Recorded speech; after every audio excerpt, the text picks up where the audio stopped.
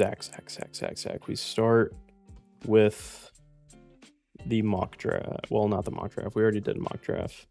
It's after the NBA draft. We're starting with draft grades. We have a big day today. So much to talk about. I don't know how long we're going to be here, but it's going to be an experience. We got the draft to go through to grade everyone's picks. Big Giannis trade happened before the draft. Julius Randle also got traded before the draft. Nick Claxton, Isaiah Stewart got traded during the draft. Austin Reeves just got his extension today. Trae Young got his extension the other day. And with Austin Reeves gaining his extension, who knows now where LeBron's going to go, because they obviously are not going to have the cap space for him now unless he takes like barely any money compared to what he's used to. So I think we both agreed upon, before we get into the big ol' bread, the nice baked bread that we have in front of us, of the amount of trades, contracts, we are going to be talking about how we feel about everybody's draft picks. Yeah, absolutely. Let's get it. And this was one of like the deepest classes in a while, I feel like. So a lot of teams did super well on my end, but we'll go through each team, each player, see who we like, who we didn't like, and we'll get into it. I'm not gonna lie, I'm on ESPN and I looked at like teams and the rounds and everything just to refresh my mind. And I can't lie to you, Zach. ESPN, they keep records of all the previous years of draft picks. And dude, when I went back to 2024, it's so bad, bro. It's so bad. Oh my gosh, they were not wrong, dude. It's horrible. You know, they compared it to the 2013 draft. I think it's when Anthony Bennett went first pick. Yeah, that was 2013. Yeah. Dude, it might be even worse than that. At least at this point, it is awful, dude. Like, it's bad, so bad. Well, that draft was like pretty much all projection players and guys who are overseas that you're just hoping develops into something special. Obviously, you had like Stephon Castle go pretty early.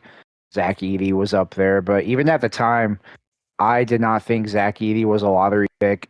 And you know, when Zach Edey is on the court, he's a good player. You know, if he could just stay healthy, that pick will be worth it. But I remember at that time thinking, if Zach Edey is a lottery pick, this draft is probably not going to be great. Well, because you kind of see him as more of a role player, honestly, at the end of the day. Yeah, and so he's a good, solid player today. Was he worth the 7th overall pick in most drafts?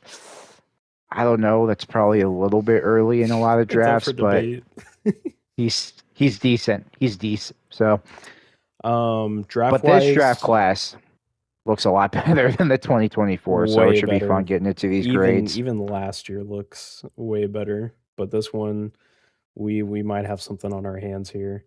Zach, do you just want to go down the line here? Do we just want to start from first pick all the way down to number 30? We're just going to be talking about the first round? I think so. Let's do it that way. You know what, Zach? I think in honor of our mock draft, I think we should individually grade each pick here. Okay. So I think you should get the odds and I should get the evens, just like how we did with the mock. And when we talk about each other's grades, I think we should we can also include our own opinion as well if we agree or disagree. Yeah. So but sure. I'll let you start it off, dude. All yours. Yeah, so nothing crazy with the first overall pick. I'm going to give this an A. I think, in my opinion, AJ DeBonsa is the best player in the draft. I think he fits the Wizards well. I know there's some interesting situations with Anthony Davis and Alex Sarr, but I think for the time being, you could put DeBonsa in the 3 spot. You have George at the shooting guard. Obviously, we'll talk about Trae Young later, but they're forming a nice team, I feel like, in Washington, and so they didn't shock us with anything crazy. Devontae goes number one. I think he has a very high ceiling and should be a good player for a very long time. Yeah, I agree, man. I think it's an A as well. The Jazz. Number 2 pick, the Jazz went ahead and still took Darren Peterson. I'm going to give it an A as well. I truly believe Darren Peterson could be the best player in this draft. Um, it's between him and AJ. Either way, A for both teams, 100%, regardless who I think is going to be better. It's all projections at the end of the day. But these two guys, when it comes down to it, what makes this draft so special is that literally if Darren Peterson or AJ were in two separate drafts, they each would be the first pick in their own drafts. Like Totally. they're for sure potentially generational talents. We'll see how all that plays out in their respected teams that drafted them, but I definitely do think it's an A here. Also saw a report during the draft that him and the Jazz did have a meeting. I think it was a week before the draft, so that's good to see. Didn't do that with Ace Bailey. I guess Ace Bailey doesn't matter as much compared to Darren Peterson for the Jazz, but shout out to my Jazz fans as well. Love you guys. Oh yeah, they love you. Oh, I know. So hopefully I you'll get get a on their good comment side with that every grade. day. I still get Hey, comments Jazz every fans, he gave day. you an A. What are you gonna say now? Well, I All mean, right, I so had to. He's my favorite player in the draft. hey, there you Got go. to. I There you just go. I just think I just don't think he's gonna be there that long. That's all I have to say. If he's there, Mm.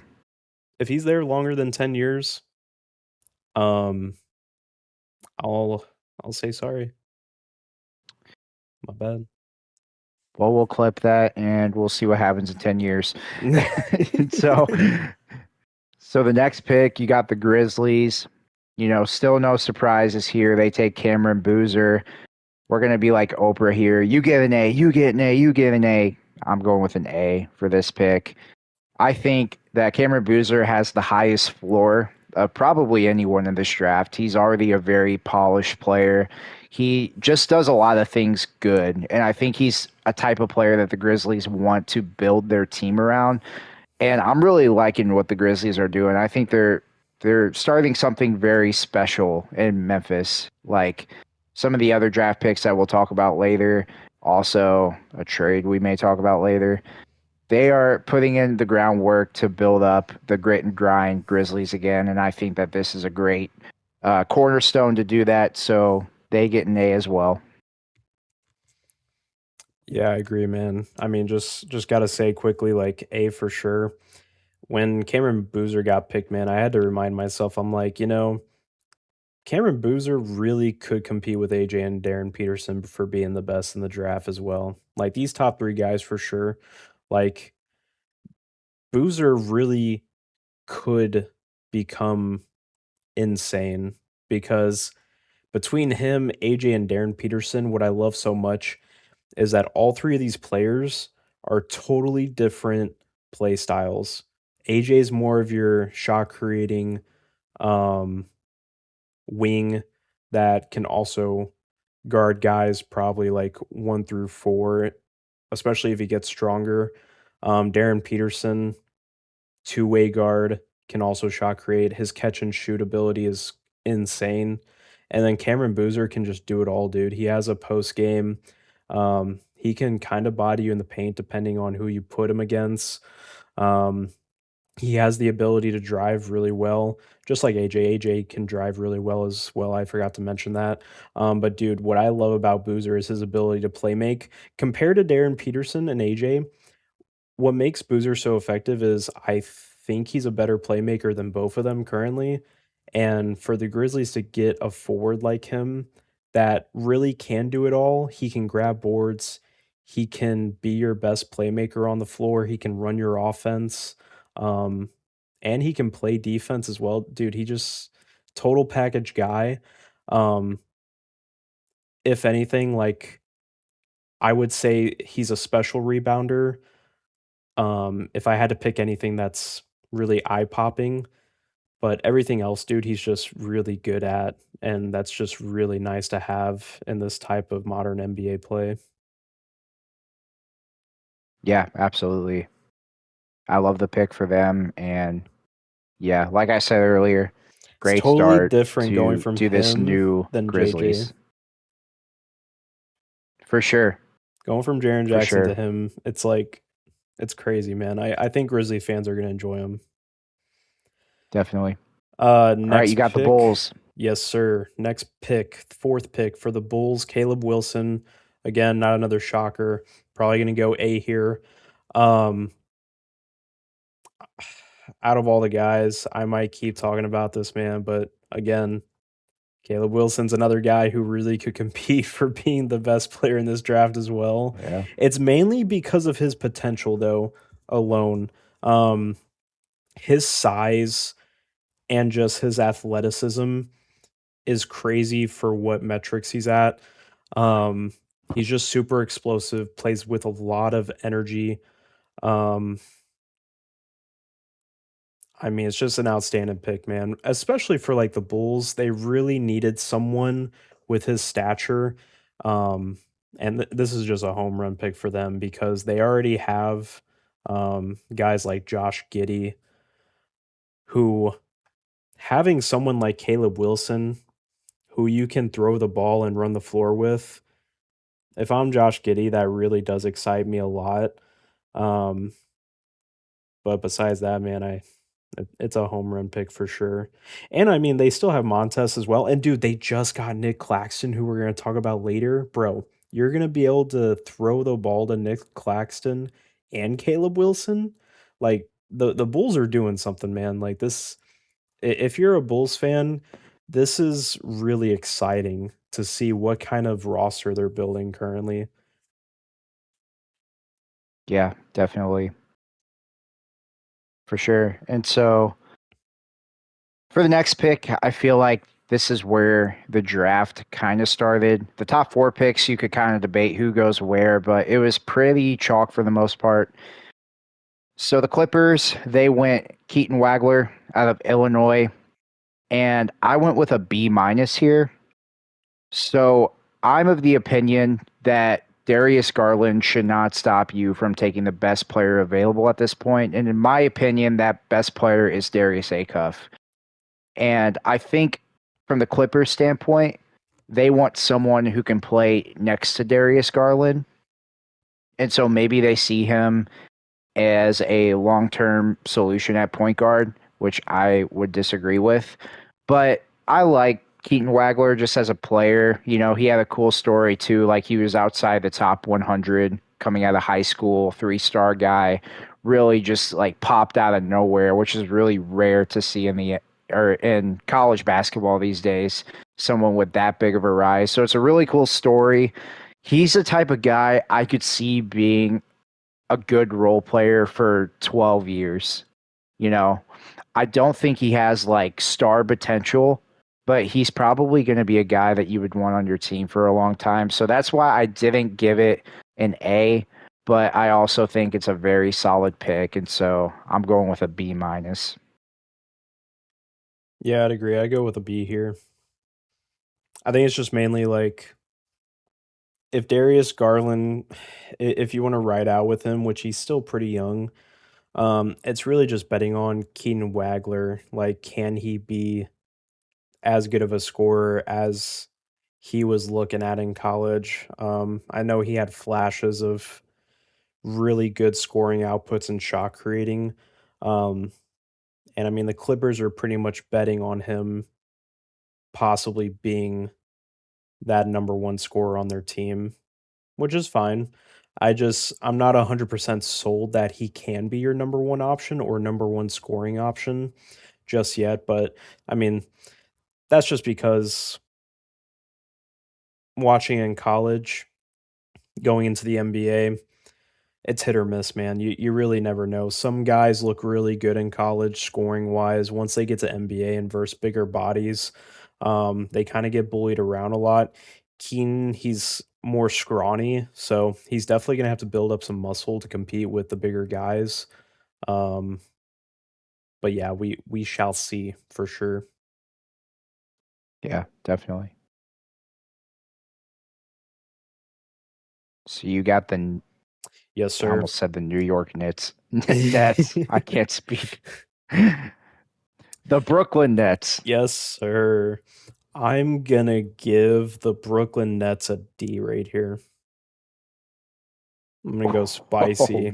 Yeah, man, a D? yeah, dude. That's wild. Okay. Yep, I already think it's criminal. Well, so it's slightly criminal that the Clippers didn't go Darius Acuff. It's fine. Okay, whatever. They actually have a reason because they actually have a point guard. They have Darius Garland, which, however you feel about Darius Garland, at the end of the day, he's a serviceable guy. Okay, with all the injuries and his playoffs performance. Either way, he plays better at point guard than most point guards we see in the league now, okay, starting on people's teams. My thing is, if you're Brooklyn, why are we not taking Darius Acuff? Why do you what's your thought on that, Zach? Why would you not pick Darius Acuff? Well, I would pick Darius Acuff, Okay. but the only thing I can think of is the Nets just absolutely fell in love with him at, you know, when he went to Because of there his to visit workout. his workout with them. Yeah. And so they must see something that no one else sees. But the thing with Darius Acuff is, like us being SEC fans, like we keep a big eye on the SEC and just absolutely see him lead Arkansas this year as a freshman and go through a gauntlet of teams and players who are in the NBA now or going to be in the NBA in the future. He is a top dog, and that is what the Nets are missing. I think you're really projecting when it comes to Mikal Brown. He was great too. Don't get me wrong, but if Yeah. we're just talking star potential, if you were to ask me, do I think in the next 5 years would Darius Acuff or Mikal Brown Jr. be an All Star? I would say Darius Acuff. Yeah, and that'll lead us down later too, where I don't even think Mikal Brown is even better than Kingston Flemings. So Yeah, but that's kind of why I put D because I see interesting. two guys that are better than Mikal Brown. I think Mikal Brown is fully more based off potential than the other two guys because I think the fact, he's 6'4", he's a well, actually 6'5", my bad. He's a bigger guard who can shot create. My thing is when I look at his play, his his certain shots that he takes um, and some plays that he makes are kind of questionable when he was playing in Louisville. And sometimes it's hit or miss, man. Like in college, it's hard to kind of figure out these guys where it's like, he played on a Louisville team who wasn't I mean, you don't really know at the end of the day. I have no idea. At the end of the day, Yeah. I don't know about the guys around him. Maybe he was just forcing certain shots. But there were times where I would see like him get double teamed and didn't need to take certain shots. I feel like there's just moments where he just does a little too much compared to Darius Acuff. I feel like Darius Acuff, every time he has the ball, I feel like knows what he's gonna do with the ball 9 out of 10 times. He knows what he's doing. Kingston Flemings also gives me that vibe, but I think this was more based off of pure potential than anything. So hopefully that training Yeah, staff I is I goaded think in that's Brooklyn. fair. And what's rough too is that's what they did last year is they drafted for potential as well, and they had 5 first round picks. So They've been you're doing that kind of for a hoping they would while. go for a guy that's more consensus. This guy's going to be really good. I think majority of the people would probably take Acuff over Mikal Brown.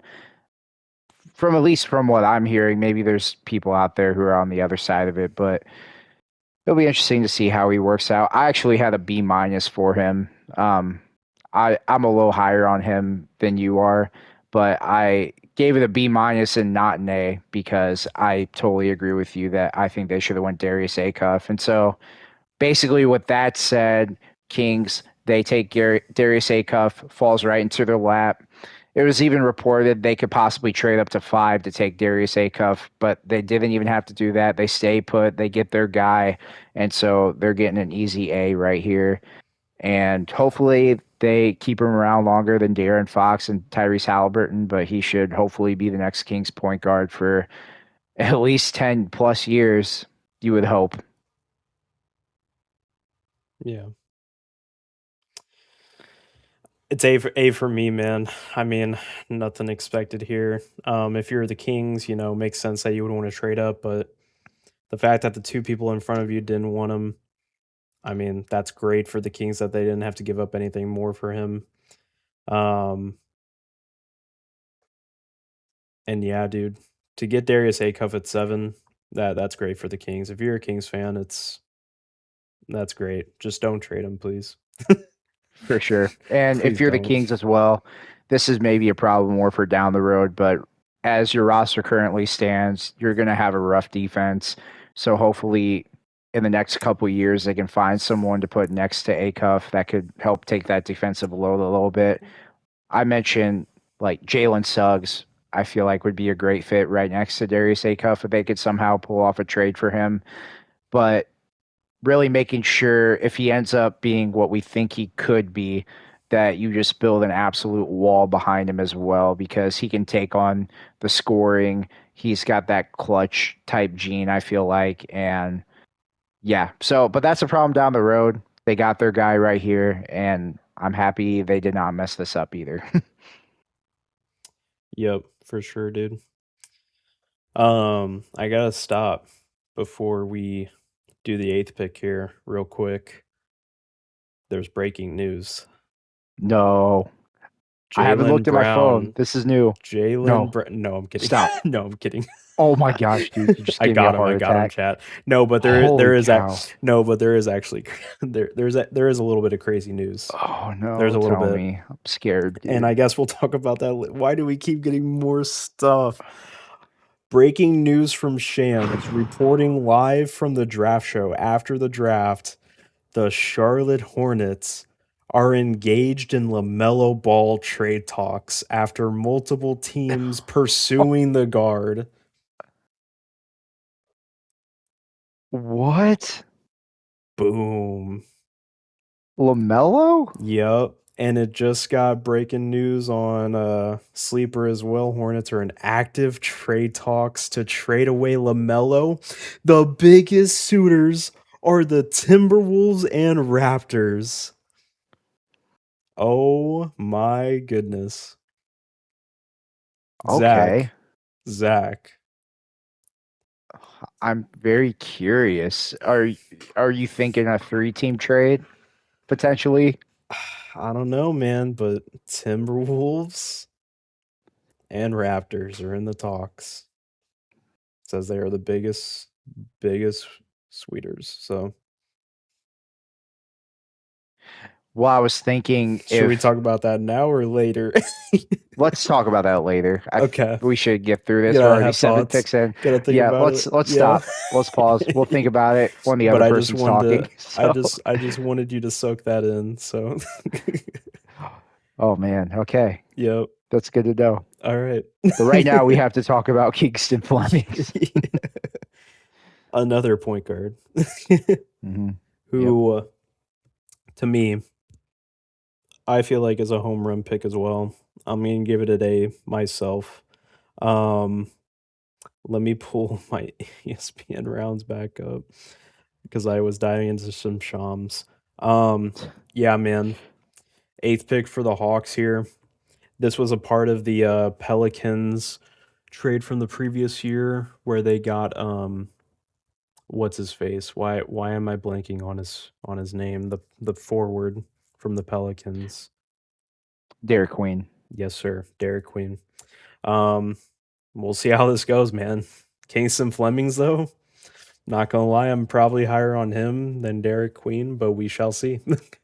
um, dude, Kingston Flemings, I like this a lot. Fun fact, I think going from Kingston Flemings when you had Trae Young is very nice because he has really good athleticism. He can play make really well. Um, if I'm not wrong, if I'm not mistaken, I think he averaged almost the most assists in this draft compared to like Acuff, I believe. Like on the stat sheet, I I'm not think he's the sure. best playmaker. I think he averaged like 8 assists, but Oh, oh wait, no, he averaged 5. I'm wrong, guys. I'm so sorry. I forgot. Someone averaged 8 assists. Maybe I'm tripping. I don't know, but um, maybe it was a cuff. Who knows? But I really like the pick here, man. I think it's an A. It makes a lot of sense. You get another tall guard, um, and I'm not really surprised they went for another guard here. for sure. Yeah, I also had an A for Kingston Fleming's here. Perfect fit. I feel like it was either between him or a Daimara. I think they made the right choice giving a guy like that at 8. He's also a really good defender. So, yeah, good CJ McCollum potential successor. So I like that pick. And then with the ninth pick, this to me is where the first curveball was thrown. I was not expecting this. Okay, I take that back. I kind of did. Obviously, they have Dusty May as their new head coach. So Yeah. you had it in the back of your mind that they might take a Michigan player, one of the big three. But man, Braden Burries was right there. I feel he would have been the perfect Maverick next to Cooper Flag, next to Kyrie, would have fit seamlessly. Instead, they offer Morris Johnson Jr., which I ended up giving them a C minus for this pick. And I think personally, he is the worst player out of the three Michigan guys. Hmm. I was surprised that they went his direction. I will say he's a very good defender. Like, I'm pretty sure he can defend 1 through 5. So they have that going for him. Don't think he's the best shooter. So it just felt that it wasn't a good fit for them. I would have preferred Mara over Morris Johnson Jr., maybe Yaxel, but 9 seemed a little bit high for him. So I'm going with a C minus. And Mavericks draft in general just wasn't my favorite. Yeah. What grade did you give it? A C? C minus. Gotcha. I would still give it at least a B for myself. Just because there's something about him and Cooper Flag being at both wings that really excites me personally. Especially knowing how much length he has, a great athlete he is, being able to run up and down the court um, at his size. Obviously, he's still developing a shot at this point, but his value, man, he just can run up and down the court like crazy. So I think that's really cool to see, and that's going to be really nice to pair with Cooper Flag. Um, it would have been cool for them to get a guard. So I definitely agree with that. That's why I don't have an A because I did kind of think they were going to go with Braden, but um, and I was also considering a C. The only reason I met in the middle was just because Dusty May, for him to select Morez Johnson out of all of his guys, that's very interesting to me. True. That's a good And I point. think you That even he mentioned chose it as him. well. Yeah, out of all three of them. Because Yeah, that's a good personally, point. I liked Yaxel more than him, personally. Um, because I feel like Yaxel has a better offensive repertoire. I can't even say it. Offensive bag. There we go. We'll just go with bag. Make it simple. Yeah. Compared to Morez. So, but hey, man, if Dusty feels that big on him, dude, like if he's your guy, he's your guy. As I always tell every team, if you're confident in this guy and you want to take him, higher than where he is on most people's boards, you know what? You take him. He's your project. At the end of the day, that player is only going to be as good as that player wants to be and how good that team wants that player to be. So, Yeah. I mean, if anyone were to know how good Morris Johnson Jr. is, it's Dusty. So that should give Mavericks fans hope. But just from the outside looking in, feels like they could have gone in a different direction. But that would probably be the best landing spot for Johnson's sake. yep, 100%. Cool, man. Well, the next pick. Bucks got a steal, man. I love the Bucks draft. Yeah, Braden, man. A for sure.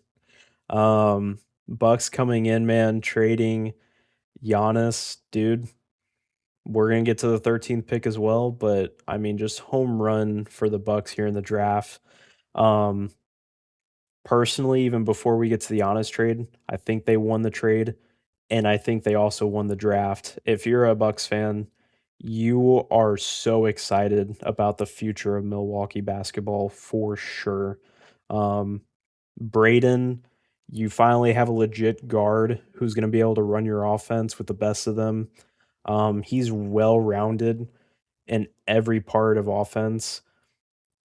I have no worries he's going to go crazy. So I just, yeah, A for sure, man. for Bucks sure. did a good job this offseason. Yeah, I had an A as well.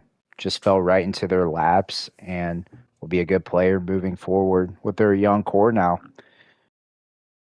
Speaking of young core, let's go to the opposite end of that spectrum. We got the Warriors at 11, and they go with a slightly older player that's in the draft, Yaxel Lindenberg out of Michigan. And they were really between two guys. It was Adai Mara or Yaxel was who they were most likely going with. They decided to go Yaxel. I love this pick. I give it an A minus.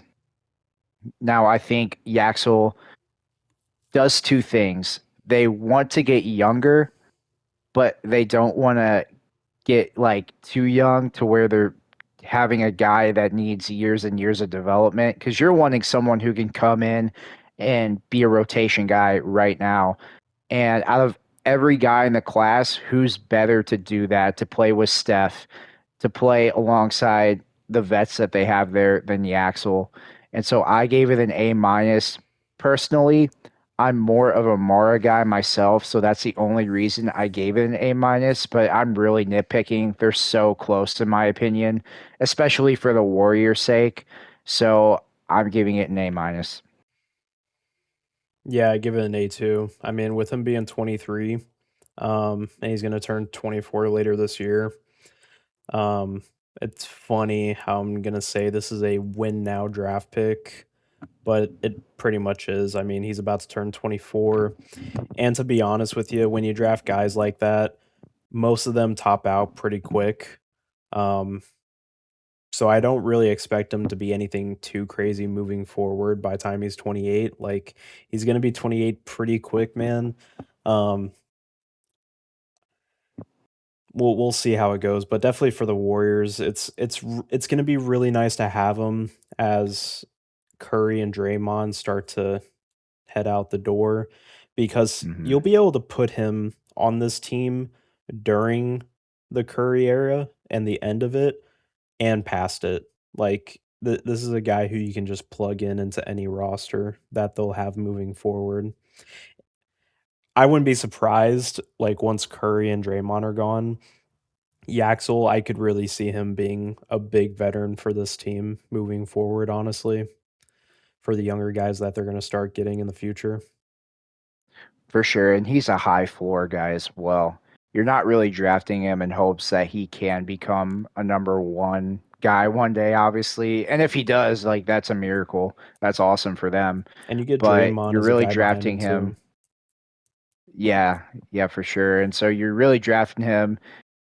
We could probably project him to be like have a 10 plus year career, just a solid guy, rotational role player that will be good for your team for a long time.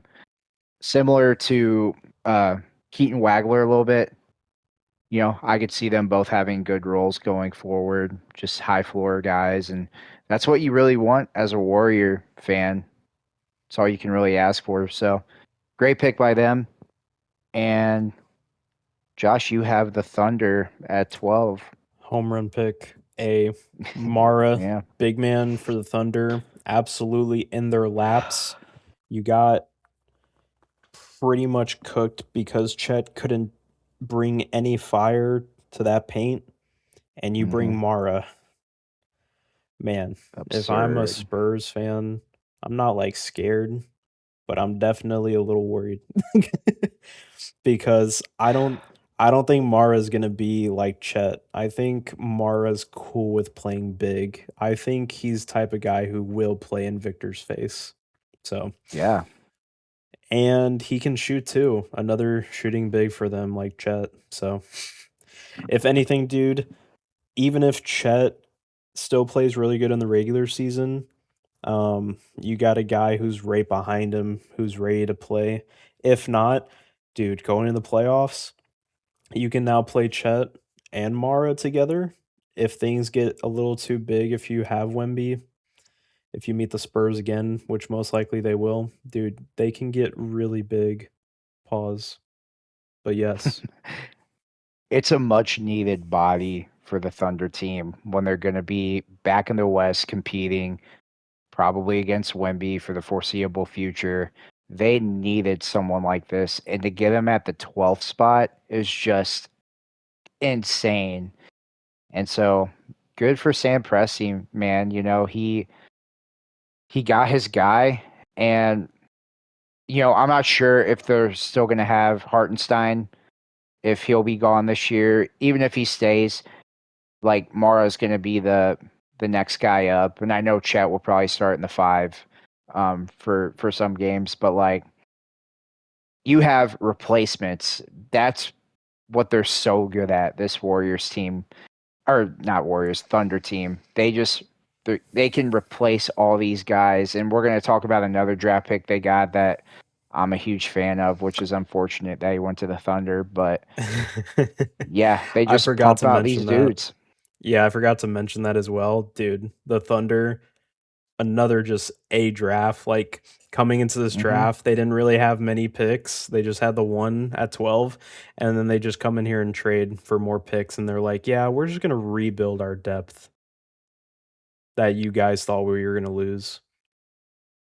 Yeah, I mean they had the what was it, 17th pick I thought they traded for or that during the 16th, draft, or at least whatever. a day. I thought they traded for it before that. I don't know. Did they have the 17th coming Yeah, I'm in pretty sure they had universally? it before, but they traded on draft night like one spot up or something like that. Maybe that's what it was. Maybe that's what So I'm they got thinking. their guy. Okay. But dude, to come out of here with, we'll talk about the other guy, Yeah. but man, that's Yeah. that's unfortunate for the Yeah. rest of the If you league. hate the So Thunder, you're annoyed. yeah, I do, and I am annoyed. And take that as a compliment, Thunder fans, because you guys are You just just keep being good, man. Sam you Presti just just keeps do everything cooking. right, and I don't like it. Okay. Sam Presti just knows what he's doing, bro. He is 5 steps ahead of everybody, man. Yeah, he's got all the assets in the world, and he knows exactly when to use what card. So, Yep. yeah, good for the Thunder. And we'll talk about their other pick later. But next we have the Bucks. And so I'm probably going to disagree with you, Josh, a little bit. I know you're high on the Bucks draft this year. I'm just not a big Nate Ament guy in general. Now, I thought he's the perfect fit for the Bucks, but I just don't think he's that good of a player just in general. So I actually gave this a C plus, and the reason it's not lower is because it's going to the Bucks. So to me, he's just a massive, massive project, and I'm not sure he's going to get to the level where we think he'll be. This is definitely a project pick, someone you hope to that he'll become because of his intangibles, his measurables, but he was not the greatest at Tennessee. There is a lot to be desired. And so hopefully he can get to that point where he'll be what everyone thinks he can become. But Personally, I'm just not seeing it as much. So that's my grade as a C plus for the Bucks here. Yeah. Well, I said A in totality for the Bucks. Nate Amont is more like a B to me, not really an A. I just think the value of getting him along with Braden and all the other assets that they've gotten is really appealing to me. I think Nate Amont is definitely more of talent pick than here than anything, but he definitely could flake out. It's just more of the physical attributes that he has that is really enticing me. That's all. Um Yeah. he's probably going to be a power forward here just cuz he's 6'10. I don't mind it too much. I think going based off of potential at number 13 here is fine because at this point in the draft there was a ton of guards and I didn't think the Bucks really need to go guard again just because they got Braden. I think if they would have gotten a forward or somebody else besides Braden, I think they would have went guard here, but seeing how everything transpired, um, I think it makes sense. I kind of see what their vision is. So I'm gonna give it a B, but this he could end up being that. He's definitely more of a project. I'm with you on that. I agree. Yeah, that's totally fair. And like I said, for me, it's just the player himself. But I do agree. I see what the Bucks are trying to do because obviously we'll talk about the Giannis trade later and all the players are getting back. They get Braden Burry. So there's a lot of guys that they're hoping can contribute right away who are super young. So why not take a flyer on a project guy who could become something even better than all those guys? So if I He's gonna look get a at lot it of in minutes that too. lens, it's not that bad. So yeah, and like you said, they'll get a lot of minutes, or he will get a lot of minutes. So Got a lot of for me, minutes it's that just the freed up. player. Yeah, yeah, it's up Giannis for and grabs. Bobby, baby, they gone. Good, good, good spot for young players to go, man. Mm-hmm. Yeah. If you're Nate and Braden Burries, I would love being in Milwaukee. Mm-hmm. You're Yeah, like, oh, dude. I have free reigns to find my place here. So yeah, good for them. And so Josh, you have your Hornets first pick. It makes What did you sense. think? It was Go a no. off. It was a no-brainer. Um, I am gonna give it a B. I'm not gonna give it an A. I'm going with a B here. I do really like the pick. The only reason I'm not giving it an A is because I really do think Mara is really good, and the Thunder probably weren't gonna trade their pick. And I know the Warriors were not gonna budge, as the Hornets weren't because the Warriors did want those 2 picks from the Hornets. Deal wasn't gonna get done there. Um, but now knowing what we know, maybe the plan all along was to get rid of Lamelo. And if that's true, it makes sense why in the future they make this next pick here. Um, you can kind of see the dominoes. You can see everything aligning correctly why they made this pick. So but I would give it a B. He was the second best big man in the draft behind Mara. I'm just a really big fan of Mara, just because I feel like he has way more potential. But Hans could surprise me, dude. Um, I went back, dude. I really enjoy seeing a post playing big man. I feel like we don't see a lot of dominant post playing big man anymore. Um, to see how effective he is in the post scoring wise, it was kind of fun. Not gonna lie to you, I'm kind of Yeah. excited. But and his favorite player is Dirk Nowitzki. He's from Germany, so I don't mind it. Yeah, dude. I also gave him a B as well, especially with what you guys are probably going to do this offseason. Like you already talked about LaMelo. Miles Bridges at this point seems like he's already out the door, and you already needed some guys like this. And so having Diabate and Steinbach too, that's pretty fun just in general. So you're disappointed because you didn't get Mara, but there's nothing you can do about that. And so I think at this point of the draft, the next best guy would be Steinbach. So I thought it was pretty good value for the Hornets there at 14. Yeah, Miles is definitely gone for sure, dude. I saw him post like the day or two before the draft. Literally, like I think he quote tweeted someone on X or it was Instagram where he pretty much was like, "Yeah, I already know I'm leaving." He didn't say that word Wow. for word, but he pretty much like he's making it known that he's probably out of here. So, Send him to the Pistons. He just feels like a Pistons type player. I mean, he was born That'd be in Michigan. hilarious. He also played for Michigan, so he is a Spartan. Jalen Duren and Miles Bridges team up. Oh Come boy. on. All right. So for my next pick, I have the Bulls here at 15. They took Dalen Swain. I'm giving this a B minus. This pick. So early in the draft, they take Caleb Wilson. Obviously, that was the correct pick to make. The reason I went with a B minus here, and I'm kind of a Dalen Swain guy. I like him as a player. He's actually a very good ball handler as well. But there is not a lot of shooting with this team. That's the one thing I'm like a little concerned about because now you have Dalen Swain, who's who could play multiple positions, which is good, but he can't really shoot. Claxton can't shoot the three. Caleb Wilson can't shoot the three. You know, Josh Giddey, he's a playmaker, not really a shooter as much. So that's going to be a little interesting, just the dynamic of that whole thing. But I will tell you, the defense is going to be so fun. Yeah. I can't wait to see how that's going to be. And, you know, I feel like this is good for like Buzelis, someone like that. And I think at this point, they just need to get some guys who can shoot. I If know they have some guys on the roster who are guards, but you should probably bring back one of those guys now. yeah, I would say B2. I think if Dalen Swain honestly could build muscle, I would not be surprised if he develops into more of a power forward, honestly.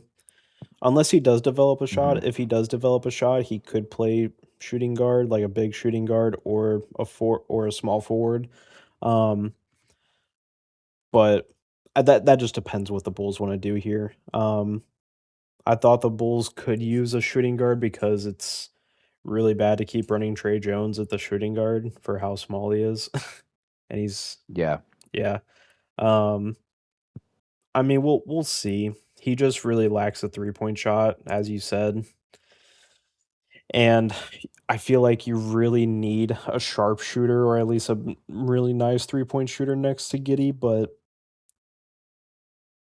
Giddy's not really good defensively either, so maybe you just felt like you needed another defender and you're just maybe hoping he does develop a shot. I don't know.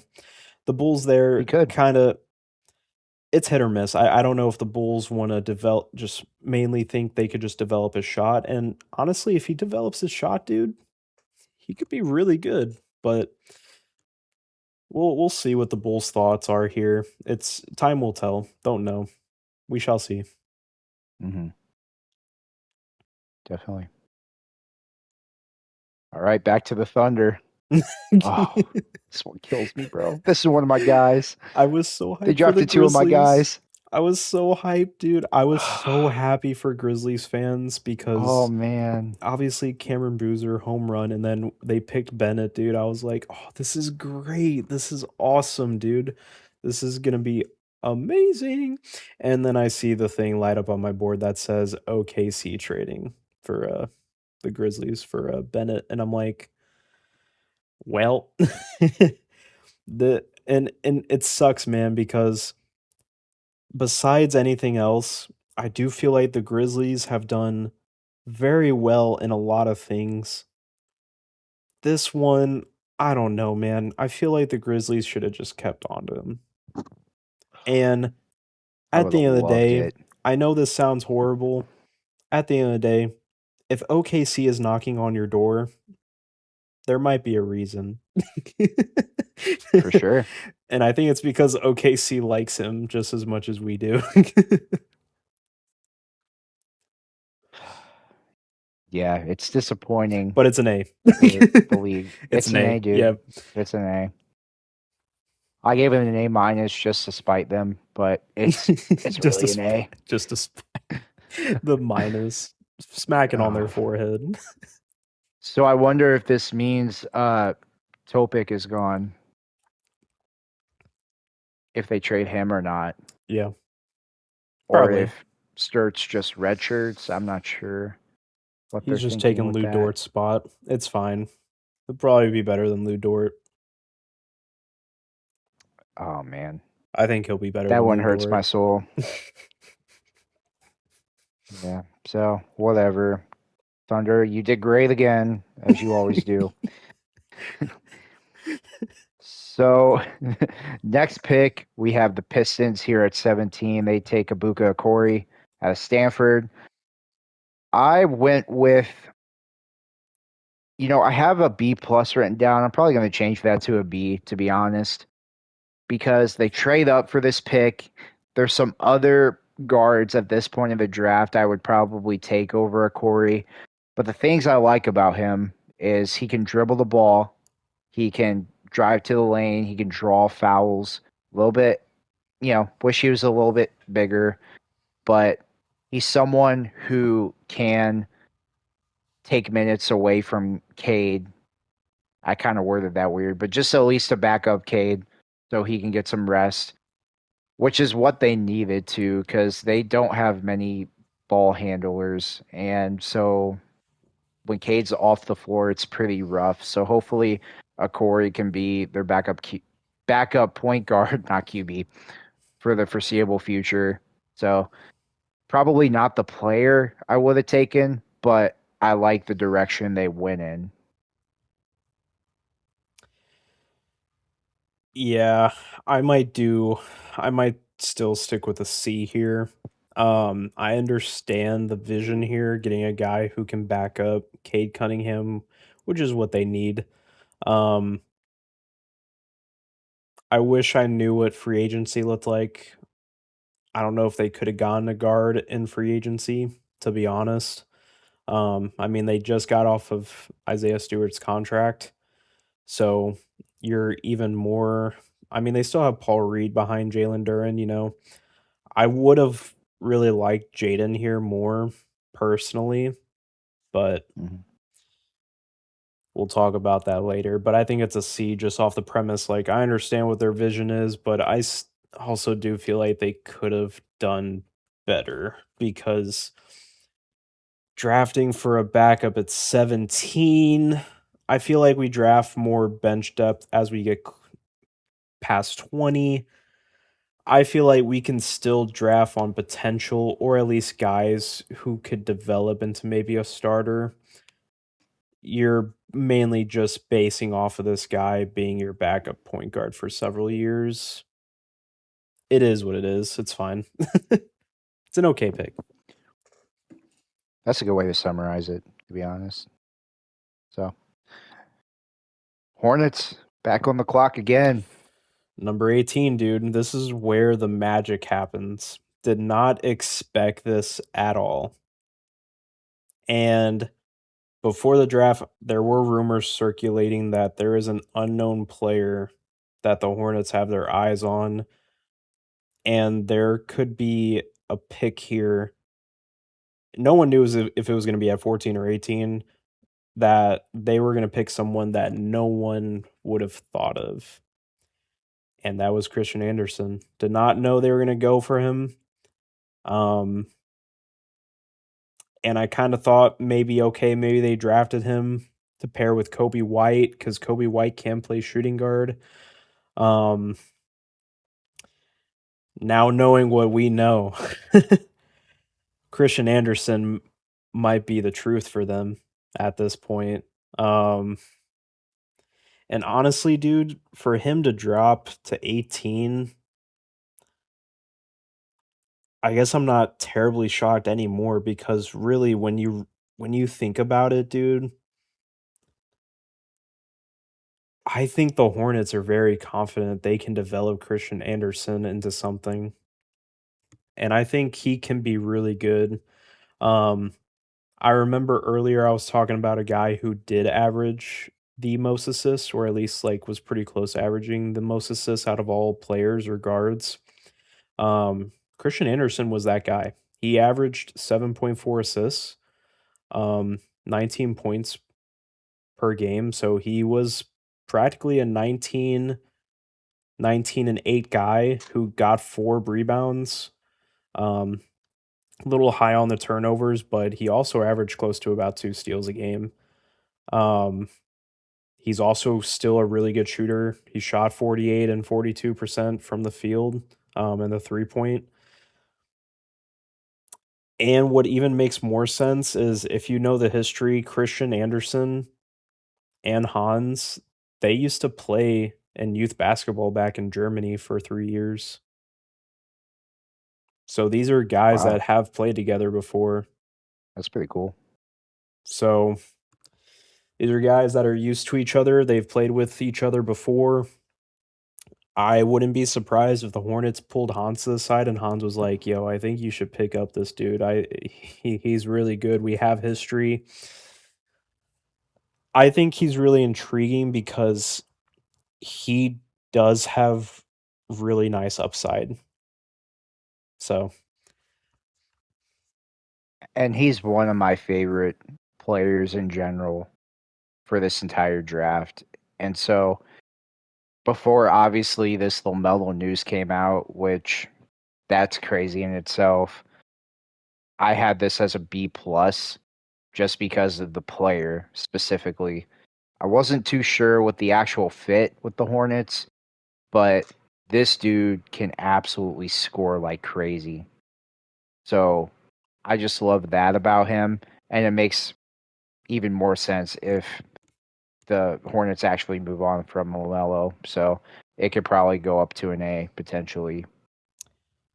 especially with them wanting and saying that they definitely want to bring Kobe White. We heard all season, um, in this past season, that they believe Kobe White is a big part of what they're wanting to do for the future of this team. Um, Hmm. not seeing everything unfold at this point, I guess it's shocking to see LaMelo is fully more into trade negotiations and them even and there was another report saying that LaMelo wants to stay with the Hornets, which shows that he loves the team, but it seems like it's more of a team direction than anything.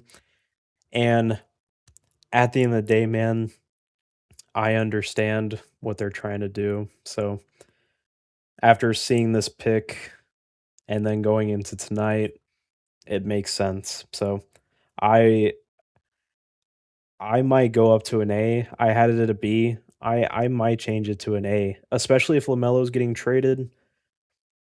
And they said there might be a trade within the next 24 to 48 hours, by the way. I saw Oh that as well. man. If that happens, Timberwolves. if that happens, man, then yeah, it's an A because they need a point guard. So, You guys trying to get Gobert?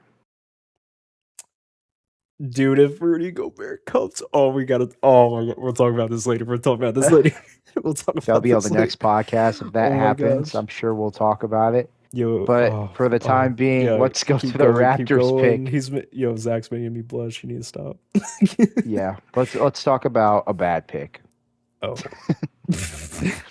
So this is On to actually other news. actually my second lowest draft grade of the entire draft. Raptors take Alan Graves out of Santa Clara. Yeah, I mean he's an analytic darling. You know, like all the advanced stats just like scream this guy's amazing. I don't know. I Kenny didn't feel take like they him. have. What'd you say, Kenny didn't take him. Kenny? Our boy Kenny Atkinson. Wait, what? You I'm said confused. you said you Alan Graves is amazing on the analytics. Oh, Why oh, didn't the okay. Cavs trade up for him? Bro, you got me so confused. What? I was like, no, Anytime we talk about yeah. analytics, I have to, bro. I'm sorry. Continue. Go crazy. Honestly, this would have been an A if it was the Cavs. It No, would have but to been be A plus honest, for Kenny, that's for sure. But go on. oh, definitely. Even if yeah, whatever. Yep. So I just feel like the Raptors have similar players already on the roster to Allen Graves. Like just this a little bit shorter for his position, just like this bulldog, like uh, Colin Murray Boyles, Scotty Barnes. I feel like they're just kind of redundant with a lot of the same players. And so, I don't know. To me, it just seems like a little bit of the same thing. I was hoping they would go maybe like Jaden Quayton's the next pick, uh, Chris Sinak, even Zuby Ejiofor, someone like that. But they opt to go for more of a four, maybe could be a stretch five, but I'm not even sure about that.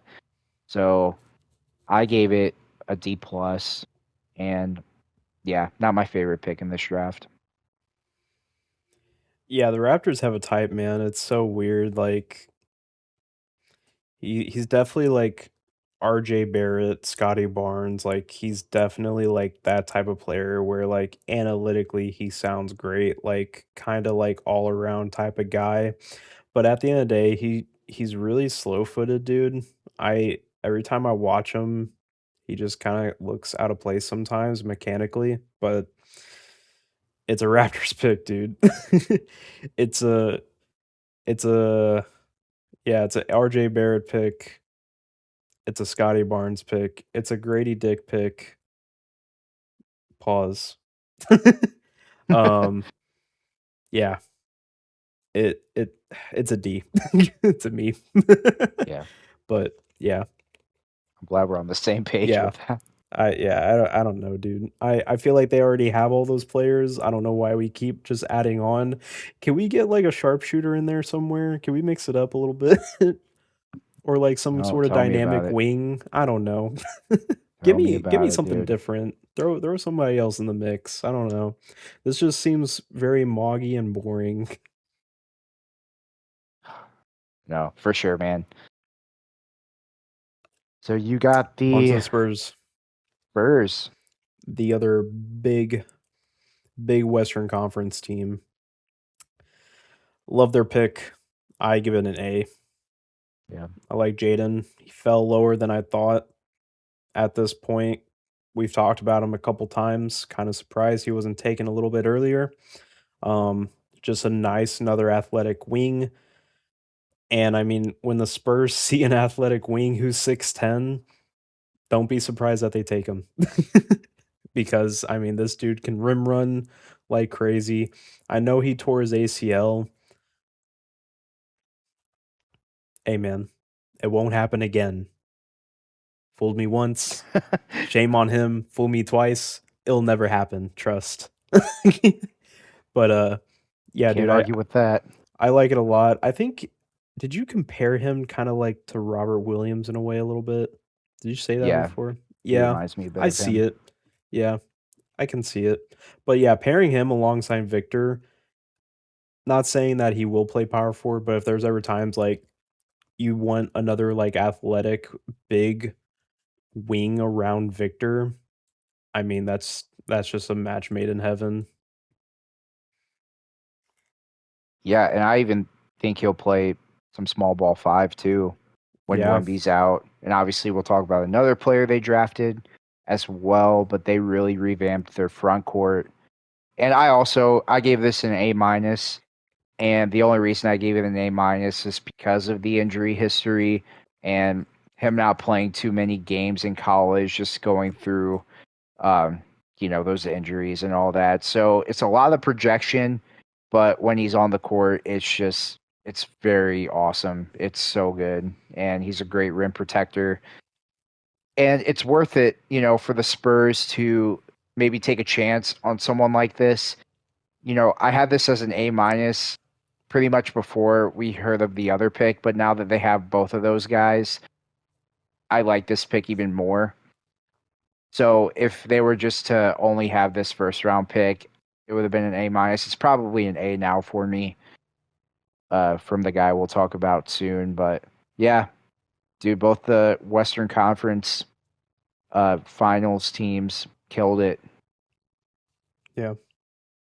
So, well, the next pick we had the Grizzlies taking We're Kareem back. Lopez. Wait, what? We're back to Memphis. Oh, Sorry. we're back. Yep, we're Yes, back, Memphis. I thought you were about to drop something like breaking news. No. Um, Breaking. yeah, so they take Kareem Lopez, and to be honest, I'm not much of a Kareem Lopez guy anyway, but I do really like him in Memphis. There's just something about him in Memphis. I think his shot needs to improve, but he's got a lot of intangibles that I think can really show up in the NBA. It's a good spot for him. I like it, especially the Grizzlies having multiple picks going for someone like this as well. And then, later on, like in the second round, you have them drafting. Well, we're not going to really talk about the second round. So, like Richie Saunders in the second round, that's amazing. So, you have a guard, a wing, and a forward that you draft. So, they're really covering all their bases here. I like what they're doing, man. So, Yeah. he's not my favorite guy in this draft, but coming to the Grizzlies, I really like that. So, I'm going to give this pick a B. Yeah, I think I'm gonna go a little tier down and say C for this, just because I really don't know how good he can be. I understand the premise of the pick. In a way, you're adding another guy who could be a nice little long-term wing that you could have. Um, but his ability not to shoot or have any ball handling, not having either of those in this NBA as a forward, which he could develop it, he's he could still do it, but I'm just iffy on it. I don't know. Not really too big on him. I know he plays really tough and physical, from what I have heard and seen. Um, but he's definitely raw. They're definitely gonna have to probably get him more acclimated playmaking wise, but we'll see where that goes. He's solid athlete too, but there's just nothing like super eye popping about his game. Yeah, for sure. He does the dirty work in Memphis. He's the he's the guy that drives the trash truck, the dumpster car. Garbage man. He is the garbage man. He does the dirty work. Sure. All right. 76ers. Um I would say a B. I'm not really too surprised that they went with a guard here. I think we even talked about it during the mock draft a little bit. When VJ and Maxi come out, or vice versa, you don't really have much depth back there, or any really much playmakers otherwise. Especially because VJ, he still needs to develop more of a playmaking to his game.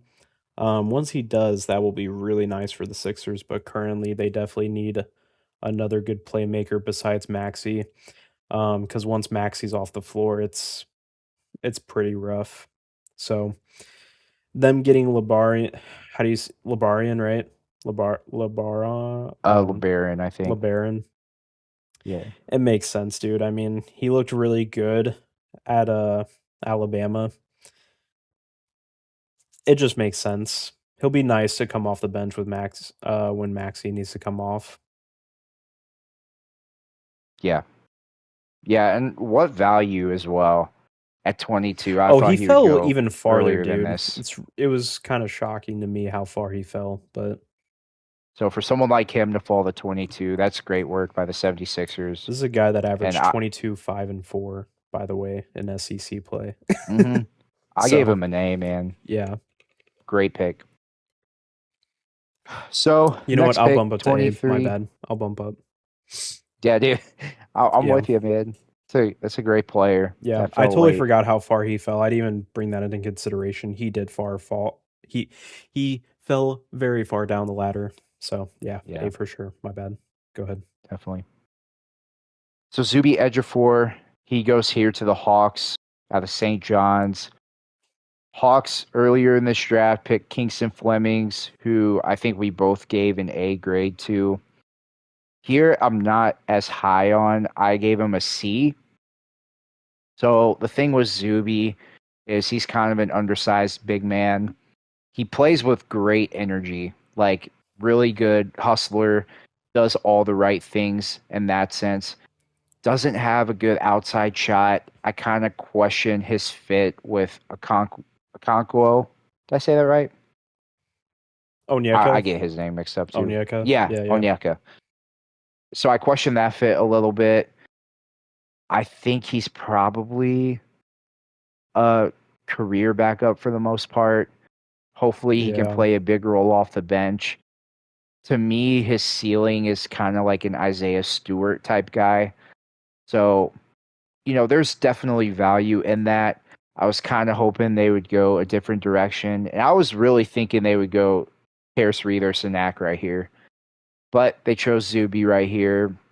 And, sometimes it's good to have those guys who are just straight up hustlers who maybe don't have the right intangibles or anything, who just do all that dirty work, who, will go the extra mile to make a small play. So I think that's who the Hawks are getting right here, but not my favorite pick in the entire world. So I give them a C. Later on, though, I mean, they might have got the steal of the draft in the second round, Henry Vasar. So that's a totally different thing. You Yeah. get both of those bigs, and it sounds better if you consider that pick as well. But if we're just looking at this standalone, yeah, not my favorite. Yeah, I'm in the middle of B and C. I might just settle with C for now, just because this is a guy who I feel like kind of reminds me of Musa Diabate a little bit. High motor guy at six Hmm. nine who can play big. No, he's a little bit undersized, but he's relentless when it comes to rebounding and defense. He could probably play the perimeter and inside, but once he does verse a bigger guy, he's gonna have a tougher time. This is definitely a rotational guy who you can maybe throw a power forward if he develops a shot. Um, Regardless, though, he probably will be more of a backup. If he can develop, I think him sitting behind Oyeka, taking Jock Landale's spot, dude. I think that's Yeah. I think that's really nice if that's able to happen. So, or even just behind Jalen Johnson, because who knows if Kaminga's gonna keep being around. Um, we'll see. Yeah, definitely. Cameron Carr at the 24th pick, Zach. It Yeah. was the Knicks pick. Became the Lakers. Lakers pick, gotta give it an A, man. Lakers, really good job. I know they re-signed Austin Reeves. I know they have Luca, but man, when you see a guy like Cameron Carr drop to 24, I would have jumped too. I'm giving it an A. Yeah. I don't have much to say. I mean, very talented scorer and shot maker. Really like his three-pointer, what he can bring. Having a guy like that coming off the bench who obviously, Lakers scenario, you'll have Luca and Austin Reeves, and you'll probably want to have one or the other on the court most of the time. But dude, if Cameron Carr can become who you think he can, having another guy who can become a really good scorer off the bench behind those two is really nice to see. And if he gets bigger, you can maybe move him to a three, but he's still a little undersized if you put him at the three. But who knows? We'll see. for sure. And if Austin Reeves doesn't work out, just saying, just saying. This is a guy who can Oh play I man. mean, he can develop into a pretty good defender, honestly. So, just saying, just saying. But anyways, yeah. Fair enough, man. Any thoughts? So no, they did good. He doesn't want to That's all I'm say getting anything at. about the Lakers. He just wants to move on. But you have to talk about the Knicks then if you want to move on. And that's another team that you probably don't want to talk Like the about. Thunder, I'm giving them an A minus just for spite, but they did well with this pick.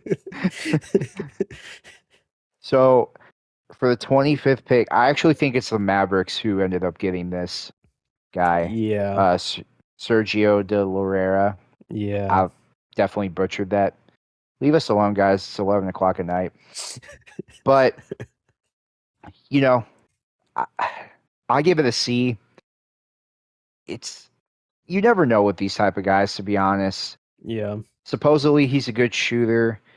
I don't know too much about him just in general, but I was kind of hoping they would go for more of a like college guy, like mainstay, like we know this guy, we know what he's For the done. Mavs. Yeah. It's just really hard to like project certain guys like these. So going from Morris Johnson, who I wasn't already a big fan of, Josh is a little higher on him than me, and then taking this guy who I feel like's a project just was not a good combination for my taste. So I'm going with a C for this pick as well. Yeah, I would do a D, honestly. Ooh. Yeah. And I'm also thinking F, but I'm gonna stick with a D just off of the fact that he could be something. Um, because you really don't know, like you said, but there's a chance this could be an F because there's still reports that he might not even play this next season because he's still open to playing another year in Spain. So Mm, if bummer. if that happens and nothing also comes of it, it's one of those things where I'm just like, so we just traded for a guy who's not even playing next season. And even when he comes into the NBA, you're not even really sure what he's going to do either. So, For the first round too, yeah, just really even though it's sus, late, man. but still. It's more of a Knicks pick. I was not really shocked when the Knicks made that pick because Yeah. that's what the Knicks do be doing all of my life. They take international players. That just doesn't make sense. So Um, I think I read today somewhere that the Knicks have 16 like players they have rights on from over the years that have just never come over. And like the yeah, latest dude. one was from 2009 all the way up to like 2023. Mhm. It's just so funny. That's exactly what they do. So Yeah, when it went to the Mavericks, it was like, oh wow, it actually wasn't the Knicks. yeah, it was very surprising, but that's what makes it even worse. Is that it Yeah. just for the Mavs, it doesn't make sense. Like, this just yeah, I don't know. It is what it is. Well, the Knicks did take someone from Germany in the second round, so Yeah, they're sticking true to their true. roots, even though they won a championship. Yep. Moving on to the 26th pick, though, was the Nuggets traded to the Spurs. Spurs are yet again in the first round here taking Taurus Reed. Um, Honestly, pairing that with Jaden, I'd probably give that an A again. I mean, they're just Yeah. continuously building the size that they already have. And it's this trade, in a way, to me, was like them seeing OKC take Mara and them being like, oh, you're going to take Mara? That's cool. We'll take Jaden. We'll trade up to get Taurus. And we'll just keep making our front court even more big. So, Fantastic rebounder too. He was yeah. so fun watching throughout March Madness, just like an absolute baller when the stages were bright. So Yeah, obviously I not a love crazy that pick. shooter, but at the end of the day, his ability in the interior, rebounding, he honestly has very sneaky passing too. He actually has a little sniff of playmaking to him, which is really nice. Um, yeah, dude. At the end of the day, like they just keep building that front court over and over Mhm. again, dude. It's kind of messed up. Yeah, they're revamping it completely, and so they got the guards figured out, and now they're working on the front court, and pretty soon they'll work on the wings, and they'll probably be insane. So good for the Spurs. I gave it a B plus, which probably just more so. I don't know. Maybe I should have gave it an A, but they're in that range. Yeah, I like Terrence Reed as a player. He's going to a good spot, good coach, good organization. So he should have some good amount of success there. yeah. Attention, everybody. The Celtics draft Chris Sinak Jr. out of Houston, A plus. I just gave it an A. I'm being a homer, but Plus, I because he's do a actually Celtic. think it's an A. Yeah, I do think it was actually a value pick for the Celtics because that's exactly who the Celtics needed. I thought he would go, as high as probably 19, possibly earlier. But I was thinking more so like the 19 to 23 range for Chris Yeah, Sinak. I really like him. So he was like a top 5 recruit coming out of high school. So he has the intangibles, had an up and down year in Houston. So this is also kind of a project, but you saw flashes when he was at Houston of like, wow, he could be a really good player here in the future. And this is the exact position the Celtics need. They need front court help bad. And so you get a guy who can drive, he can be in the dunker spot, he could throw it down, which the Celtics haven't had in a minute. Someone who can do that. And yeah, he can block shots pretty well. So this will be kind of a project pick.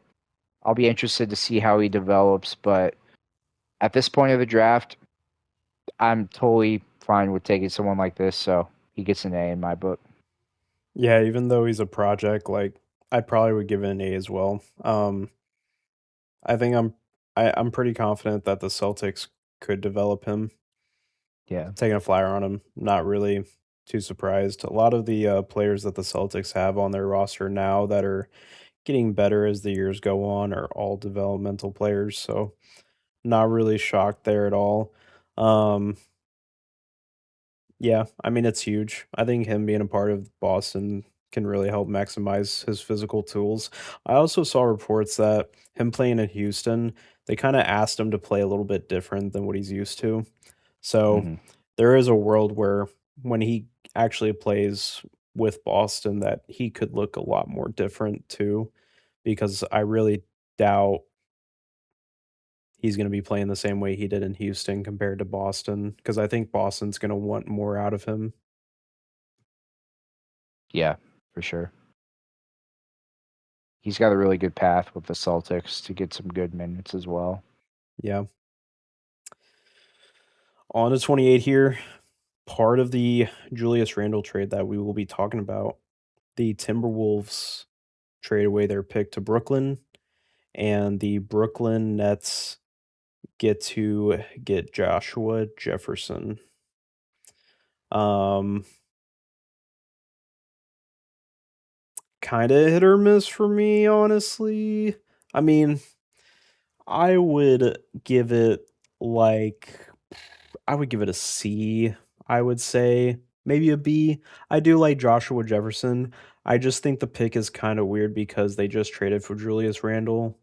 I know they're probably not going to keep him for a long time, but I do think it's kind of weird to draft Joshua Jefferson after getting Julius Randle when Hmm.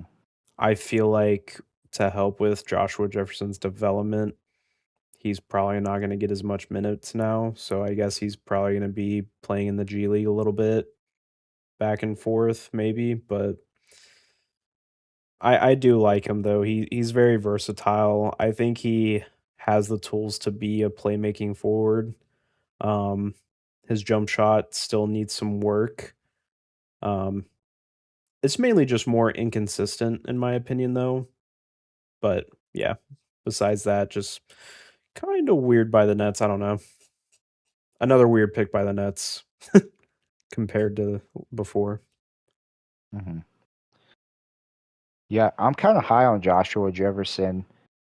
His, intangibles probably aren't, he's kind of a tweener, like the way he plays and A everything. You tweaker? just kind of don't know where to play him. Tweaker? No, I'm kidding. um, yeah, but just like watching him, you can just see this dude can play. And it's at a, I'm assuming he'll probably be more of like a power forward ish type player. And I know obviously they just got Julius Randle, but besides him, you know, that's the type of archetype they need at this point with their roster. They need more of those type of guys. I think now that you have Joshua Jefferson, he, you know, I don't want to say Julius Randle should mentor Joshua Jefferson because Please that don't feels weird to mentor him. say. Please, But Julius. Don't mentor him. Please, no. yeah, just Stay trust your away from him, coaches. please. But yeah, he's a baller, man. So I don't mind them taking the swing. They've had a lot of first round picks the past 2 years, and this is like the one type of body type they don't have yet. So for that reason, I give it a B plus. Yeah. No, So the I like Kings Joshua here, Jefferson. I do. yeah, yeah, he's a good player. The Kings take Alex Caravan here out of UConn. I actually give this pick a D, which that is my lowest grade of the entire draft. Oof. And the reason is I'm not sure why, out of all teams, the Kings would go for a guy like this. I would think they would want someone who is like can project to be something even better. You know, Caravan, he's obviously young. He's not like old. He's 23 years old, but still for like NBA rookie, that's pretty up there. And you would hope someone like Caravan would go to a team that's already going to be a contender. He can perfectly fit into a shooter role on a contending team, even. But with what the Kings are doing, I don't think this is the best fit. The only thing I could see is by the time they get off of these big contract guys, in a couple years, once you're free of all of that and you're starting to get younger players in, Caravan would probably be a veteran leader for the next group of young guys. But is that why you're drafting him this year as a rookie for someone to do that? I don't know. I don't. I like the player, but hate the fit. So I give it a D. Yeah. I'd probably go up just to a C. The only reason is because, like you said, I actually do think he could be a vet for them if his career does pan out with the Kings, which is something that they could desperately need in the future. Um, Another thing is he wins games, dude. I think the Kings now more than ever need a guy who's a winning player, who's been in winning cultures. You need more guys on your roster that just know how to win or just have the drive to win. They need this culture shift. So bringing in Caravan as a guy who just breeds winning. All of his life, he's just known for winning. So Yeah. I think they said he has the best winning history, like record wise, out of all these players. So Hmm. that's nice. I think a lot of people might overlook that a little bit. I think as a Kings organization where you're trying to do a total 180 with the whole roster, because the Kings have been losers all of my life. Um, the first thing you need to do is rebuild the culture, and drafting guys like Darius Acuff, who I'm very high on, and then getting a guy in who could possibly be a big veteran piece for you, and has a winning mentality. I think getting a guy at 29 that could have that be a piece. Mm-hmm. I think there's value there. I do. Um, but I don't think it's also a home run either. So I can understand why you would put him at D. Yeah. So one more pick here. The big old 3-0, end of the first, and we got Koa Pete. Originally, a pick was for the Mavs, but traded to Phoenix. You get Koa Pete, who's a 6'8 forward. Um, Makes sense if you're the Suns. You need a physical wing. He's versatile on defense. Jump shot kind of lacks, but you still have Jaylen Green. You still have D Book. It makes sense you're not really looking for another guy who can be another shot creator or big shooter. If you can get a guy like Koa Pete to put next to those two, it makes sense. You need another defensive wing around them. So Mm-hmm. I don't think there's really too much else to say about that. It's just more of fit than anything. Right. And you have Malawatch from last year who you took 10th overall. So you got your center locked Yeah. up. You got Mark Williams. Who knows? Maybe he'll finally end up being a Laker this Ooh, offseason. You never Mark know. But Williams. you got Malawatch in the weights. Put him next to Koa Pete. Like you said, you got those guys in the backcourt. He's also staying home. He's a hometown guy. I'm not sure if he's from Arizona, like if he grew up there, but that's where he went to college. So he's Yeah. staying in the state, which is pretty cool. Probably 12 months ago, we would think he would be more so of a top 10 pick rather than the last pick in the first round. So if you're looking at it in that aspect, then this is probably good value. It's similar to Chris and Ack in a way. Two guys who fell, who were projected to be a lot higher. So you never know. Maybe Koa Pete reaches that potential. And yeah, I think he's a pretty solid pick. So I gave it a B. And I might even go up to a B plus. I would do a B as well. Yeah. Yeah, They just didn't have much depth at the wing. I mean, all you have is Grayson Allen. that's for that's sure. literally all you have. Unless you want to give Highsmith some minutes. Ooh. Right. Yeah. So it makes sense. So can I tell you something real quick? What? See, the Timberwolves and Raptors are the first two confirmed suitors, so you already said that. But league sources say that the Milwaukee Bucks are also registered interest. Hmm. Interesting. Who would have thought there would be Lamelo Ball sweepstakes this offseason? Are we going straight into it? Are we doing this? Well, I Or mean, you we need us can if you need a want. little bit more time? Hey, whatever you want to talk about next, I'm down because we got a lot to talk about still. All right, Chad, we're running right into it. It's gonna be pretty quick. So, Okay. um, yeah, I mean, it's surprising to hear it now, like at this very moment, you know. Um, but yeah, dude, just even hearing the fact that they're negotiating with multiple teams and that a deal can be completed within a day or two, I could literally wake up and see LaMelo be traded.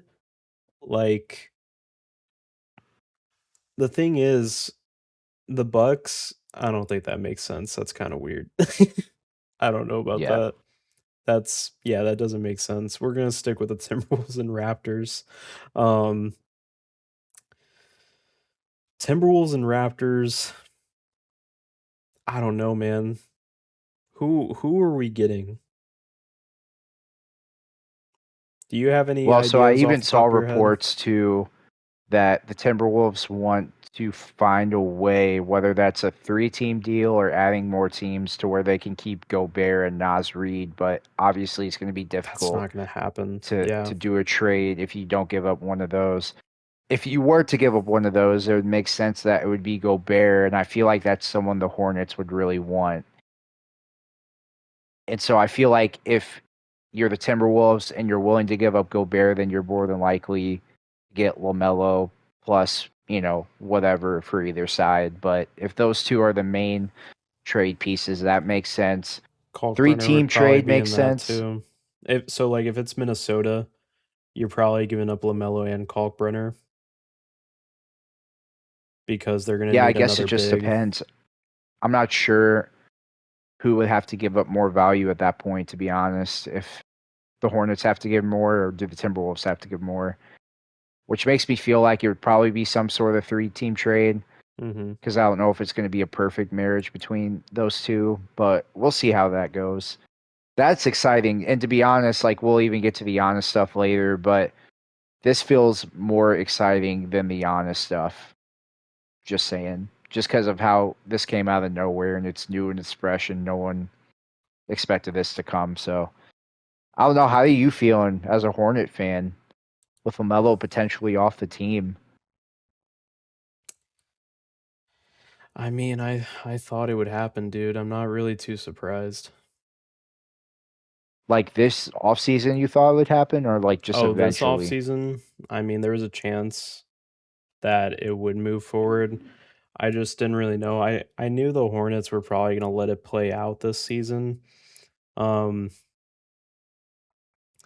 but I'm not like terribly shocked that they would want to get rid of him because my one main thing about LaMelo is he he does help win us games for sure, dude. Like at the end of the day, like he helps us win games more than not. But there's also times where I feel like there are moments where he makes certain plays that just doesn't make sense. It does feel like at times he is a shot chucker. There are times where he makes plays that just doesn't make sense. Like I've really been questioning as time goes on if LaMelo really is the type of guy that can help us win a championship because I really don't know. I don't Yeah. know if he's a number one guy. He played well in our play-in game, like the first one, but in the second one, he just never took over. And he even talked about it himself. He was like, I don't know why I didn't take over. He was like, I finally started taking over in like the third and fourth quarter, but it was already too late by then, you know? And it's like, I know maybe a part of it is like playoff experience, but there were moments in the Magic game where I was like, I don't know if it was his will to really go out there and take shots that he could have. There were times during the Magic game where I was like, LaMelo's getting bullied, like, aggressively. Like, this is the type of defense where, like, in your face, like, LaMelo really like, once he crosses half court, they are just in his face constantly, and he just seems really off balance, you know? So, not saying, like, LaMelo can't be effective in certain instances, but I do really question him being the number one guy. I think it makes sense in the Timberwolves aspect where LaMelo could be a 2 or a 3. I think he could be a 2 on a championship team. I do. Um, but like for this example, would you say would you say he's a number 1 guy? Or do you think Yes. Siakam is more the number 1 guy? No, I think it's Holly, What do you in think? my opinion. So you've seen LaMelo and Halliburton play. Do you think Halliburton plays better offensively than LaMelo in certain aspects? I think Lamelo's a better scorer, but I think Hallie's a I better think playmaker and Holly's a better decision maker. playmaker. Yep.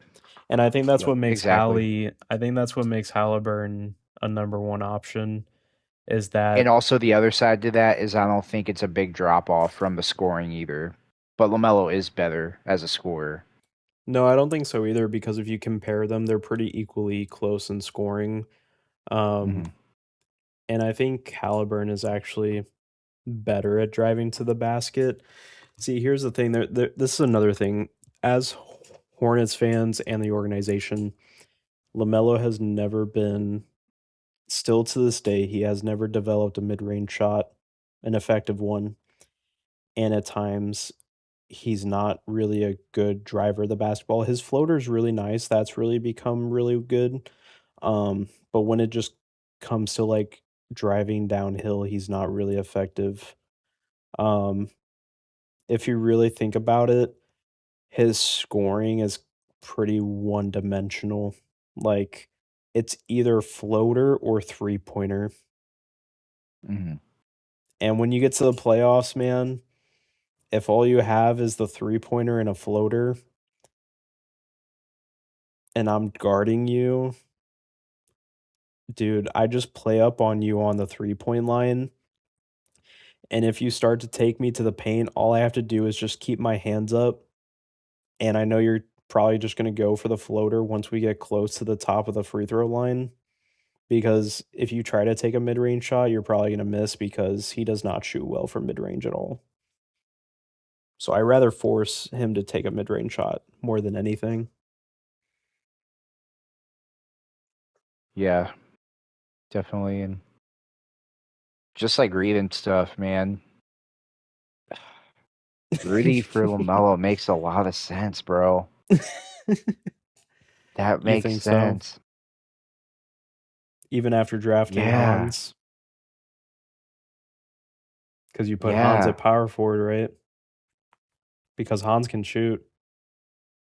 I mean, dude, if you make that trade and bring Kobe White back, that's that might be a better team. I don't know.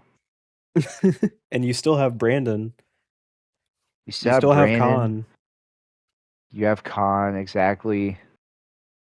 Yeah, man. I don't know. And That's Khan, a tough dude, call. I was telling you, man, like Khan this past year, man, there's just something about his playmaking, man. Like I see it. Like Khan still has time to improve, but dude, Khan, he can develop into a really nice playmaker, dude. I see it, and I don't think we're losing much now when it comes to switching off of Lamelo. And that's really been the big thing of why we've kept Lamelo is his playmaking ability.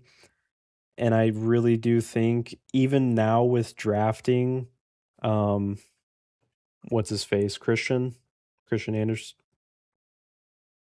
right? Christian Anderson. Yeah, Yeah, Christian Anderson. Christian Um, Anderson. I think us adding him too just makes it to the point where it's like we really only keep Lamelo because of his playmaking, and now we're bringing in another playmaker on top of Khan's only going to get better playmaking wise, and hopefully Brandon's becoming a better playmaker. So it's like, do we really need to? And then we still have Kobe White now as well, who has some playmaking attributes. We mainly brought him in obviously for the scoring and shot creating, but he can still play makes from time to time. So it's like I watch Hornets podcasts, and during the season they were like, it only makes sense to trade Lamelo if we don't have a hole at play like the playmaking anymore, because that's what Lamelo has been. He's always been the anchor playmaking wise. But now that we're getting to a point where we have so many, it's just getting to the point where it's like, well, what else does Lamelo bring? And if we're going to start becoming a playoff team, he's not really hard to guard at the end of the day. And like I said, his playmaking, Hallie's a way, I mean, maybe not way, but he's definitely a better playmaker than Lamelo from the sense of He just knows where to find his guys. Lamelo's more Mm-hmm. flashy, so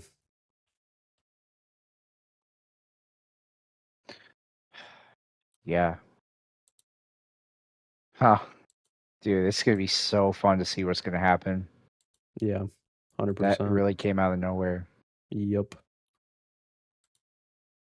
I honestly like it for the Raptors more than the Timberwolves, but I think the I don't know. Timberwolves would be more Well, I guess likely. we would get quickly, right? Which I like quickly. Quickly, maybe Colin Murray Boyles and something else. They go and give us Graves. Hey, low key, that would make their pick make more sense Hear me out, Raptors. if they LaMelo traded Ball, Murray Boyles. LaMelo Ball, and Miles Bridges. Give me Emmanuel quickly. Give me Allen Graves. We'll call it a day. That's it. Well, That's all you no, want. no. I want some picks too, but Gonna say, man, after a year he had, you just want a bag of chips. well, LaMelo actually had a pretty rough year. Well, I mean, he was healthy wise, but this technically was like statistically his worst season. I mean, besides his rookie Just year. because of how many games he played. Um, no, like his shot percentage, dude, he was bad. Like Oh, like he shot 40% from the field and 37% from 3. I he's mean, the never been three's too not crazy bad. though. But Like he's with at his field goal like percentage. I mean he's usually not like at 40 though, maybe like 42, 43. And that's on Yeah. more shots too. He took less shots this year and was a worse percentage shooter. And this is his least amount of assists since his rookie year too. And he had more weapons. Mm. So that hurts my Yeah, soul. it's interesting. He has more weapons and he had less assists. Which I mean that could be a part of the fact that Charles Lee has had more of a, Celtics oriented offense where everyone's getting involved, more playmaking going around, right? More passing, Yeah. but yeah, I see it. So we'll see what happens, man. But I think we should just keep trucking along here. Yeah, 100%.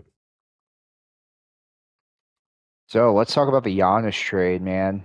That happened a couple days ago, and just to kind of go over what the Bucks got, they get Tyler Hero, Jaime Jaquez, Khalil Ware, Kasparis Yakajonas, 3 first-round picks, a pick swap, and a second-round pick. So, what are your initial thoughts on this trade, For which trade? Giannis? Oh, we're diving straight into Giannis. Oh my goodness. Okay. I'm gonna be honest with you, dude. I think the Bucks won. Yeah, I mean, that's my automatic opinion. And I know Giannis is the better player of the package, and I know some people are like, if you get the better player, you automatically win the trade. My view is, Zach, and I could be wrong, but I think you feel the same way. This trade was like high risk, very high reward for the Bucks, in my opinion. Bro, they played the Heat for so long, dude. Pause hmm real quick. They were edging the Heat for so long. Big pause. But, bro, they were just dangling Giannis in their face like 24/7 for over a year. And Milwaukee was like, we are not budging until you give us what we want. And dude, did they ever? Like, I knew it was going to be a haul. I think it's more than I thought. Like, I definitely didn't expect Bobby Portis to be in the trade, you know? Um, They gave everything to the yeah, Bucks. yes. Like, I'm shocked. Like, I I thought it was just gonna be Giannis, and I didn't know Portis was gonna be involved either.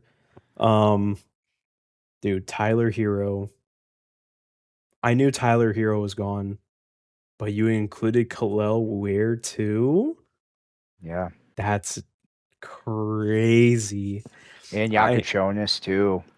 Yeah, like I I kind of assumed Jaime was gonna be in the package because the Bucks did want him as well. But Yeah. dude, I did not expect them to throw in Ware and Nate Amont is in there now. Two more first round picks. Another one is a Hmm. pick swap, and you gave them a second. Why did you give them a second? You didn't need it to give them a second. I know it's just a second. I don't think we needed to do that though. You're just like throwing another cherry on top of already like hundreds of cherries that you've already thrown on the top of the beautiful Giannis cake. So Barry Jackson, who works for the Miami Herald, and I know this guy pretty well because I'm a Dolphins fan and I've followed him for years and years now. He's legit. And talking about this Giannis trade, he came out after the trade and said, "It's something you had to do in my mind because there simply was no plan B. I know there had been a lot of speculation about Plan B had to have been written up with John Morant or Trae Young. None of that was accurate. Morant is someone they considered previously, but decided against it. I didn't sense a great enthusiasm in the pursuit there. I never got the sense Kawhi Leonard was viewed as a likely option for them either. And so for the Heat, it was pretty much Giannis or bust. Yep. Like that is all they could have And done. that's how they And got him. That's how they yeah, got him, Zach. and Oh so my goodness. I think they used Boston too as just the perfect trade negotiation Yep.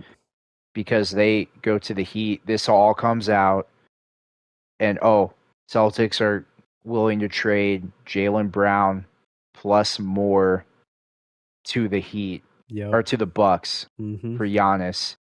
And what does that do to the Heat? Perfect.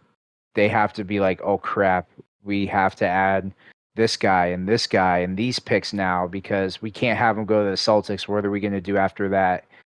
And so the Bucks, they were just the puppet master. They played the Heat like like a puppet, man. It was crazy. And so they got exactly what they wanted. And I know the Heat are happy too. They got a top 5 player in the league, which, you know, that's good for them. But this was just a very interesting situation because I feel like once this trade happened, all NBA fans kind of exhaled because usually if a top 5 player gets traded, the reaction is, "Oh my goodness, this is insane. This is league altering." Yeah. But this time it was a little bit underwhelming. This was dragged on for so long. There was like lack of surprise. No one really even knows the path to put a competitive roster with the Heat, even with Giannis and Bam. And so it's not that exciting. It almost feels like it's a lateral move, in my opinion. It's very similar. And so usually, if you're going to add a top 5 player, you're automatically going to compete.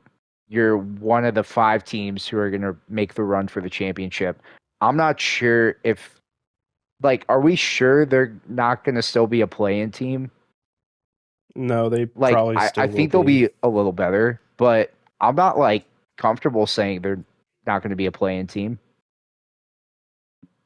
Yeah, I never feel good about trades like these for I mean, it's great to get, you know, top 5, top 3 players in the NBA. Like it's Giannis, like that's a dream to have on your team. But at this point, Zach, we talked about it before. We have a video, we have a short on this channel where I talk about the repercussions of Rudy Gobert and Jaren Jackson, how much this has damaged this trade, and it will continuously damage any other trades that are of this magnitude because in this modern NBA, Zach, if I am a if I am a guy who runs an NBA franchise, if I'm a GM or a president of the team, I'm not making these trades. This is a terrible idea. I am I am not trading for Giannis in this position. I know it was all or nothing, but at the end of the day, when you make this trade, you're pretty much this is your death sentence in a way, in Yeah. my opinion. Like, and you know what's crazy? Guys like Brian Windhorst is already reporting that this team is not gonna be going for a big playoff run next year. And he's saying that he knows people that are a part of the Heat organization know that they're probably not gonna go that far next season. They've already mentally prepared themselves that they're already taking a hike for next year. So you're wasting another year of Giannis and Bam. You still have Andrew Wiggins. You're wasting another year of him. Norman Powell's gone, dude. Like Yeah, he's who gone knows for if he's sure. back or not? We No, don't. Yeah, Norman Powell's gone. Like they have no more space. You have Bobby Portis for one more year. I think Bobby Portis's contract you is up after this year. So and you you're probably want to keep him too because you don't really have much right. in your front court at this point. So now at this point, you're pretty much skipping out on next year and you're hoping for the next following year, but you just gave up first round picks. So, because your main idea would be like, oh, we'll just build through the draft. Oh, wait, kind of can't do that because the best players are in the first round usually. So now we kind of have to hope that we can develop some talent out of the second round, which, fun fact, are the Heat known for developing talent out of the second round?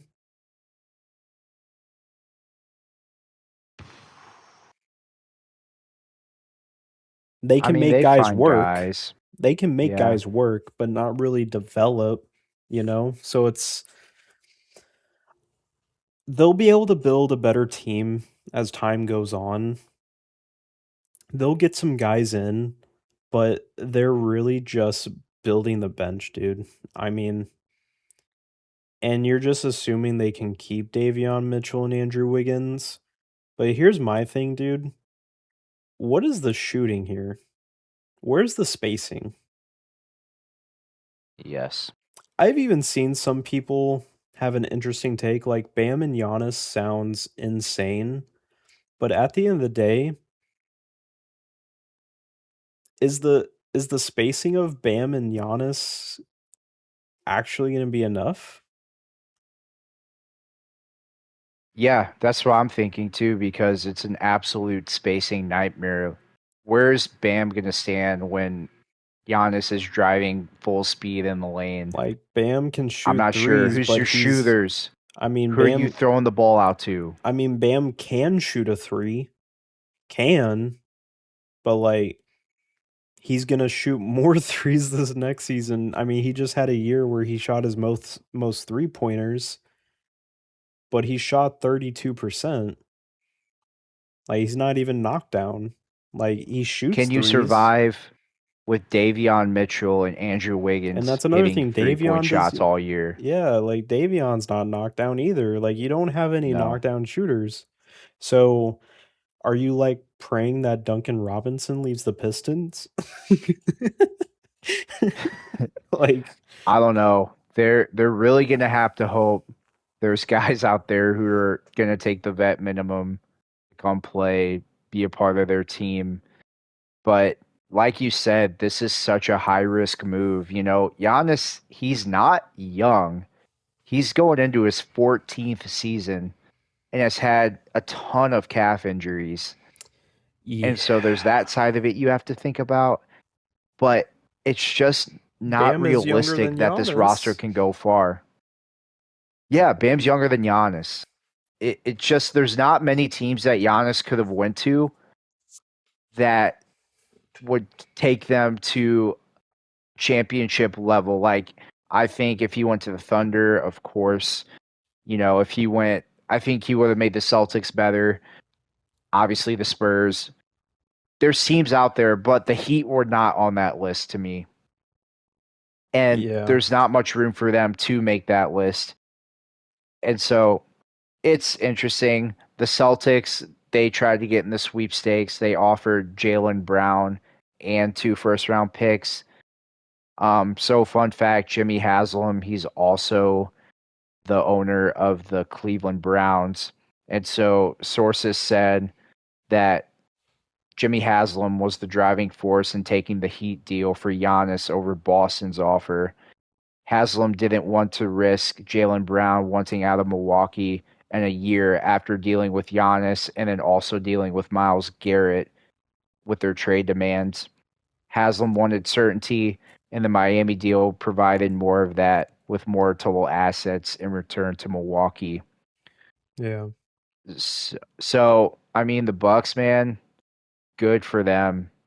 They absolutely did the right thing, and they're going to be a fun team to watch, dude. They got so many young players who can develop. I like Ryan Rollins too a lot. They already have him on the team.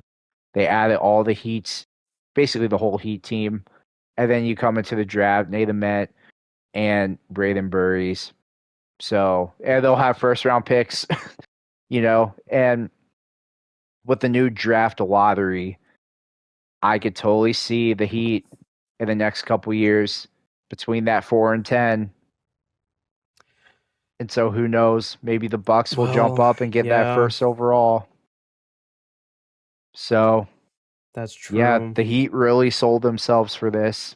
Dude, that was another thing I was even thinking about that. The Heat still had their depth, like even though yeah, they were in play-in purgatory, with this new lottery, you actually could have won out more staying in the play-in now because we talked about this Yeah. before. It's actually more of a benefit for you to be in purgatory now.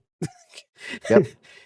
And because the Heat did it for 4 straight years, if the lottery was like that 4 years ago, the Heat probably would be more in the playoffs than now because they definitely would have went up to top 10, maybe even top 5 out of one of those years easily. Mm-hmm. So, I didn't even think about that, dude. That was a good thing to mention. Yeah, they really shot themselves in the foot. That makes it even worse. That makes it even worse. Oh my gosh, I didn't even think about that. And now if they're in play in purgatory, they don't even have the picks. The Bucks do. So Right. not only are the So Bucks so not only are the Bucks gonna the Heat are in suck. legit purgatory. Oh my gosh, not only are the Bucks gonna suck, dude. And if they suck, they might go from a top 3 pick to maybe like the 5th or 6th pick. But guess what? They have this magical pick at 13 or 14 because the Heat are in the play-in, and now it's gonna jump to top 3. So now Right.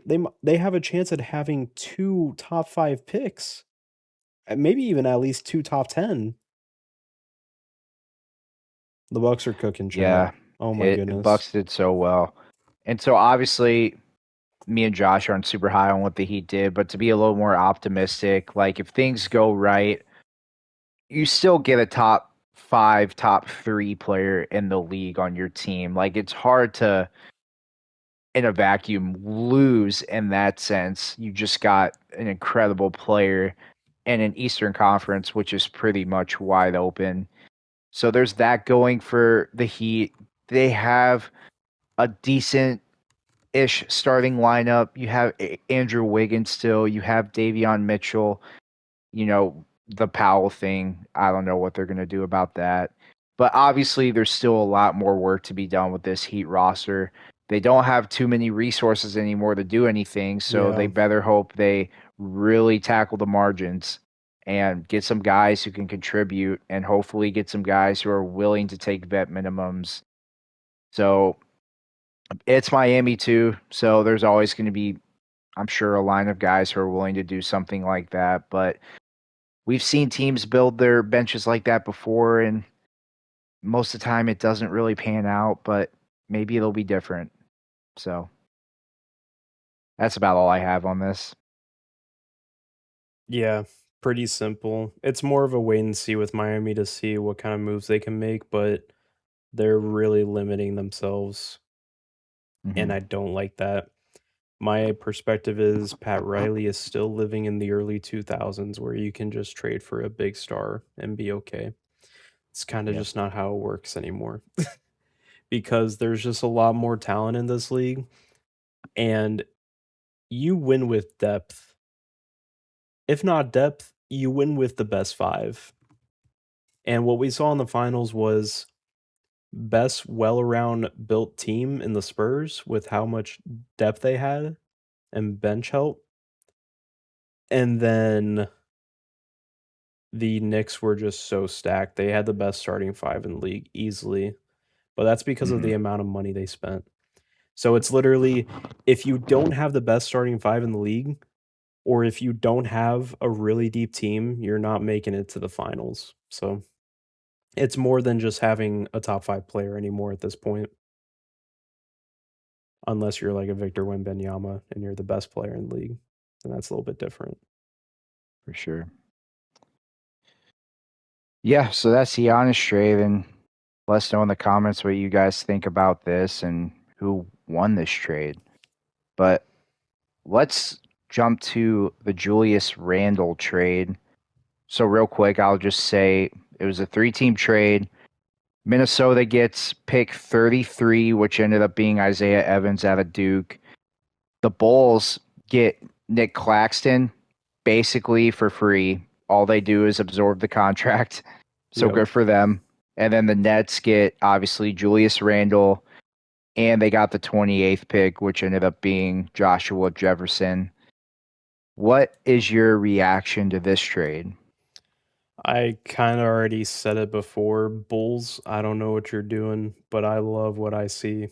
It is I'm loving it now. I'm seeing the vision.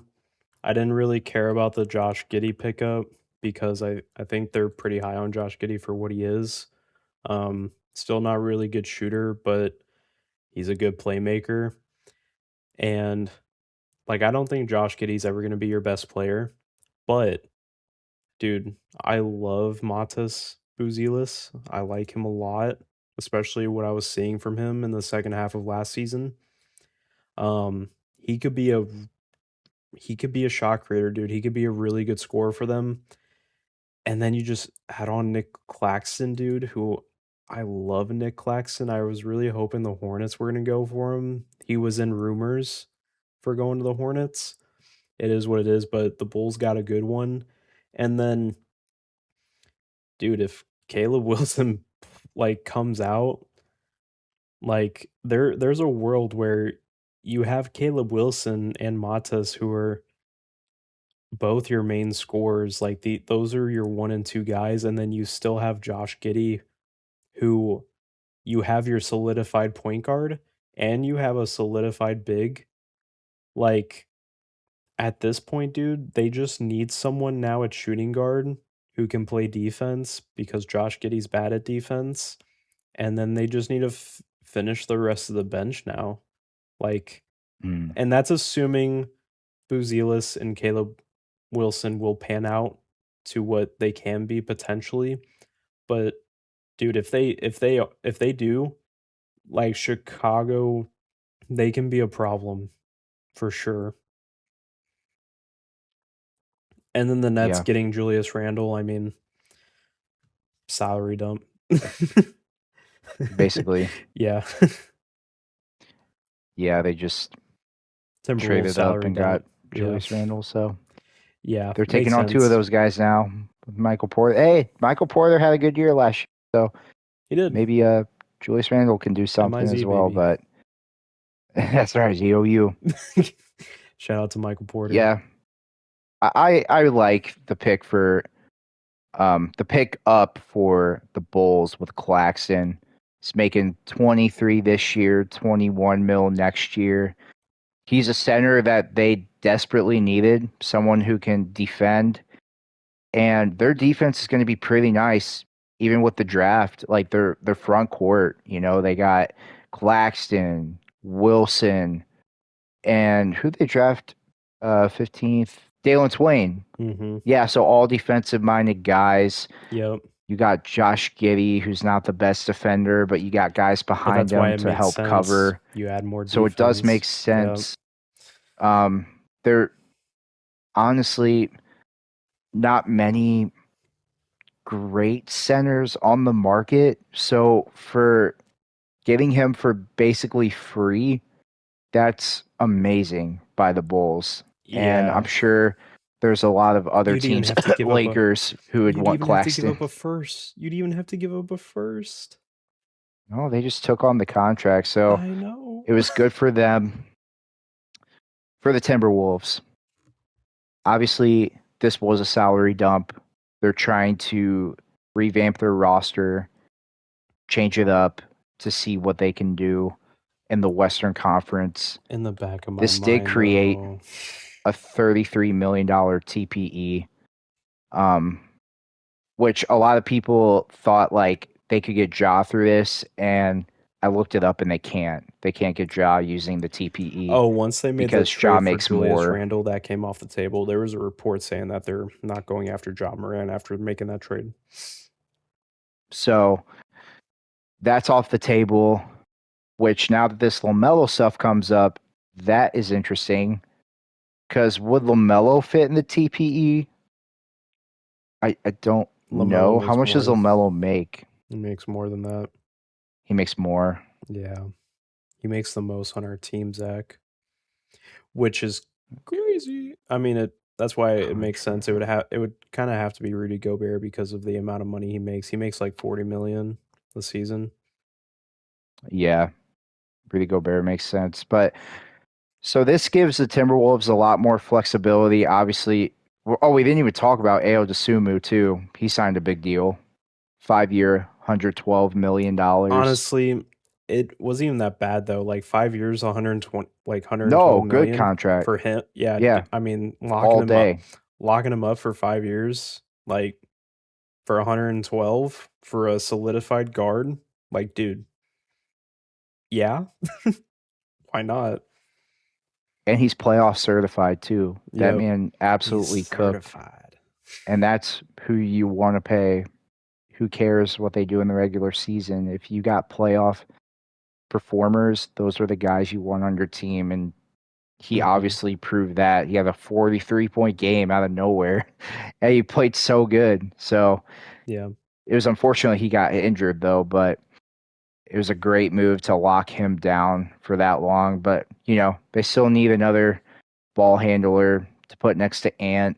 yeah, they And do. it'll be interesting to see what they do, man, because they're going to lose some defense with, I'm assuming probably Gobert is gone.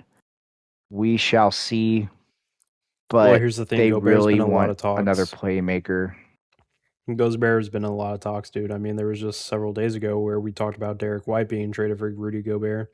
So Rudy which Gobert is that still actively might on be the a thing. market. Yeah, Rudy Gobert is still actively on the market. And if time, dude, time never fails. And the rumors never fail either with that sense.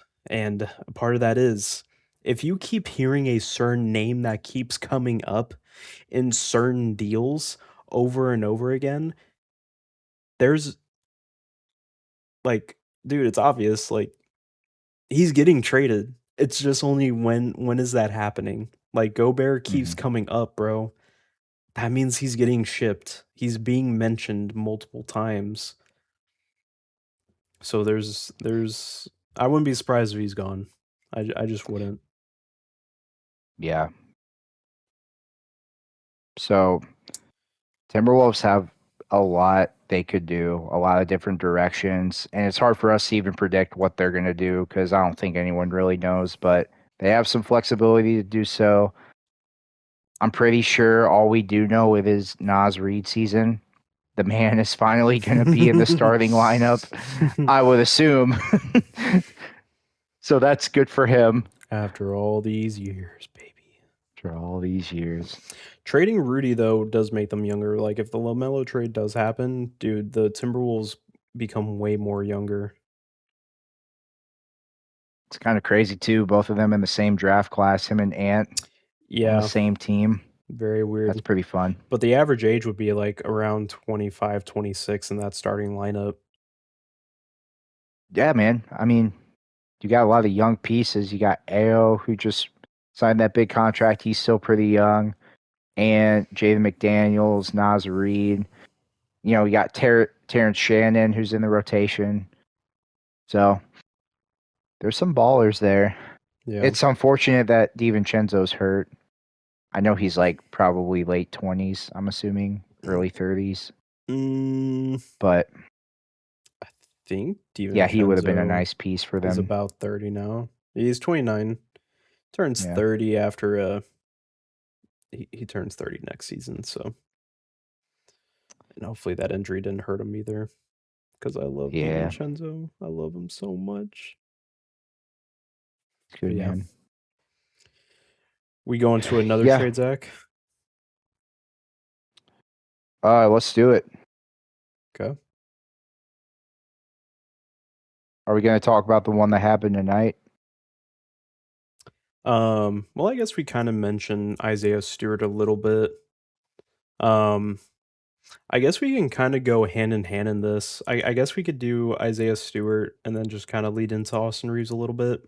So, like, Isaiah Stewart, not really surprised he got shipped. He was in a lot of trade rumors. Um, kind of surprised he went to the Grizzlies though. Did you expect that at all? Not the Grizzlies. I thought he was going to the Lakers. No, I did not. Yeah, I love the fit with the Yeah, Grizzlies, yeah. but was Continuation. not thinking that would be the team. Yeah, no, it was kind of shocking, especially, dude, got him for 3 seconds. I'll That trade front 3 court's looking seconds. nice. I like Yeah, Zach Edey and Isaiah Stewart. Got Cameron Boozer now. yeah. They're going to be a fun little scrappy team. They're It's going to be big. exciting. Big team, They're bro. very big, very Physical. physical. Yeah. It's Grizzlies So, basketball. yeah, for 3 seconds. And he's got a good contract, 2-year, 15 mil each year. So, But I guess that's why I'll the take Lakers that any couldn't get day. him because I don't think the Lakers really had, well, they don't have a lot of picks to begin with, so them giving up like 3 seconds would not be ideal. So Yeah. the Grizzlies have a lot of picks.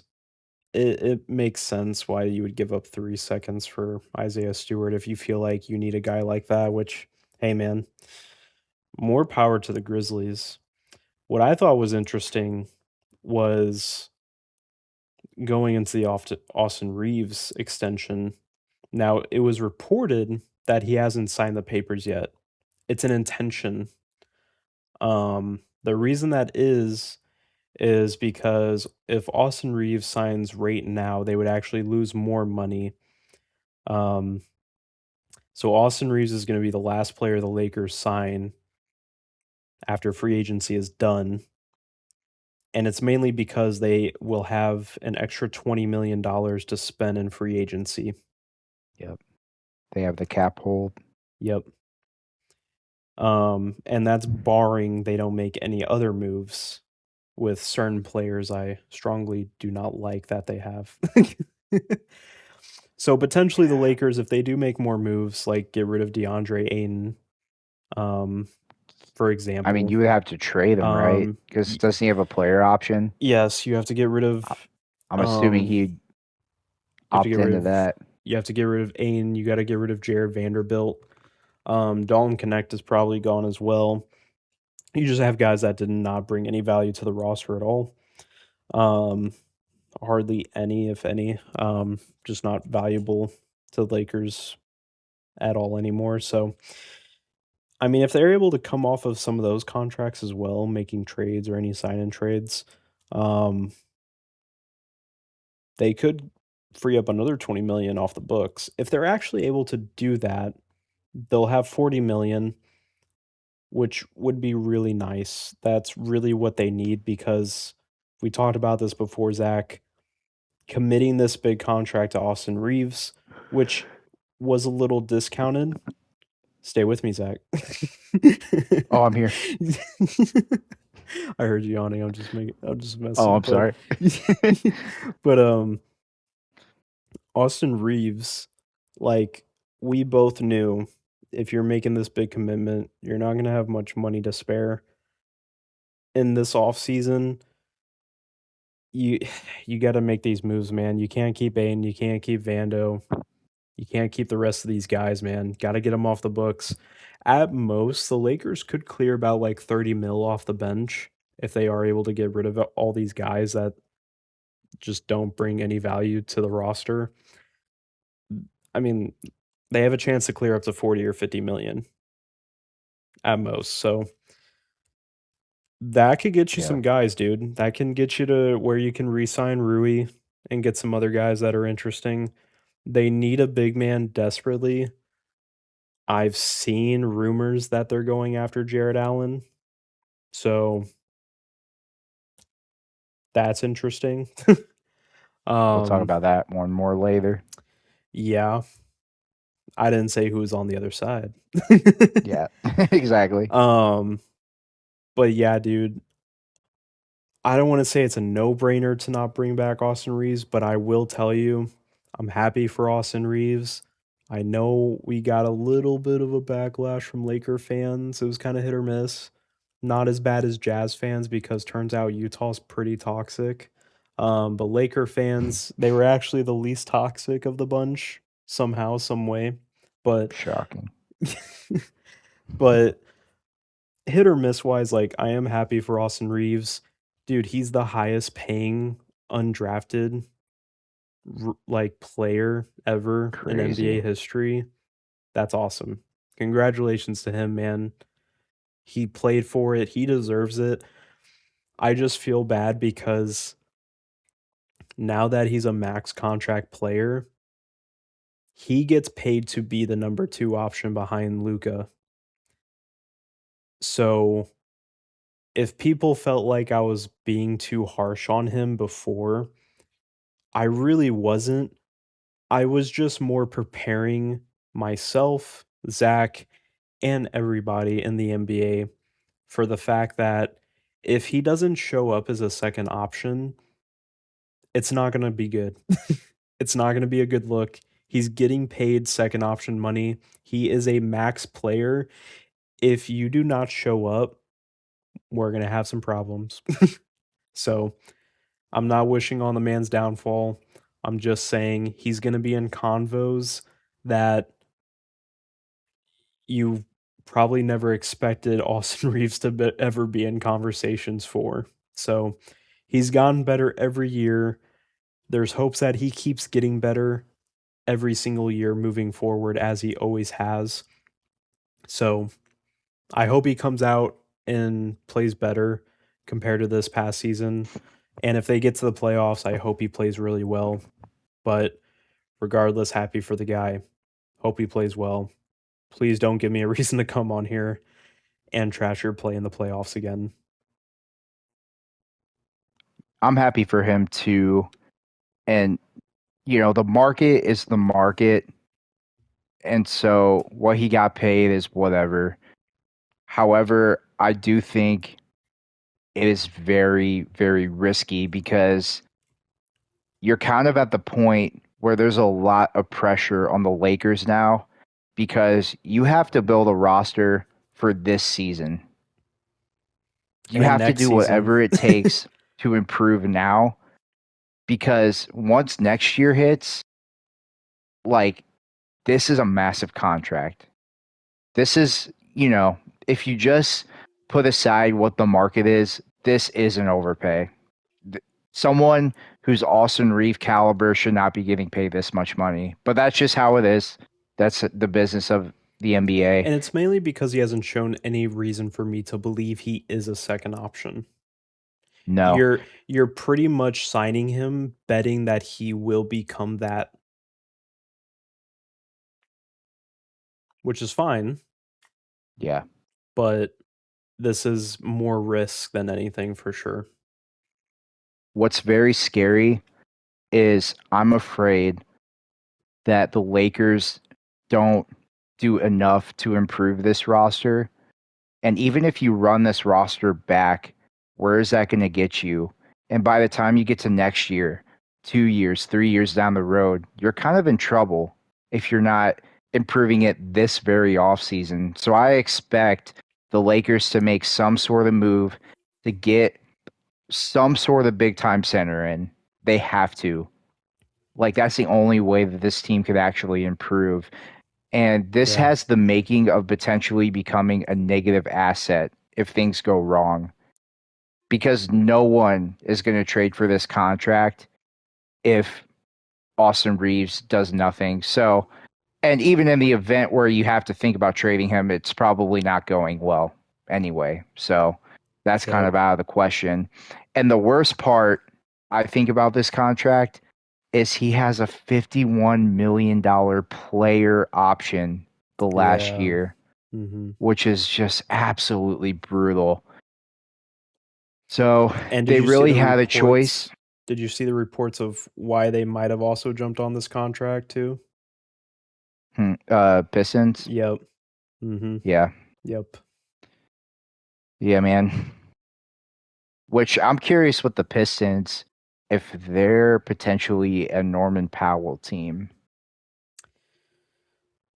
I I would just kind of like that. I just kind of think it's funny that the Pistons prioritized Austin Reeves over everybody else, like a certain someone that's on a extension currently or looking for an extension. Do you know who I'm Wait, talking what are you about? getting at? Jalen Duren is No. looking for an extension. Oh. I was thinking of like other guards. Yeah. No, Yeah, you're right. it is not a good look for Jalen Duren. Listen, I know it's really bad that the dude's been getting clowned so hard, but it's even more eye-opening that the Pistons number one option that they were floating around was Austin Reeves. There were reports that came out once the Austin Reeves signing came out for the Lakers that the Pistons were actually starting to move very hard to getting him. And that's why the Lakers shut it down real quick. Once they realized the Pistons were going hard for him, I think that was more of a reason why the Lakers committed way more quickly to Austin Reeves than they were before because the Pistons were looking way more serious. And the reason that is because of how bad Jalen Duren looked.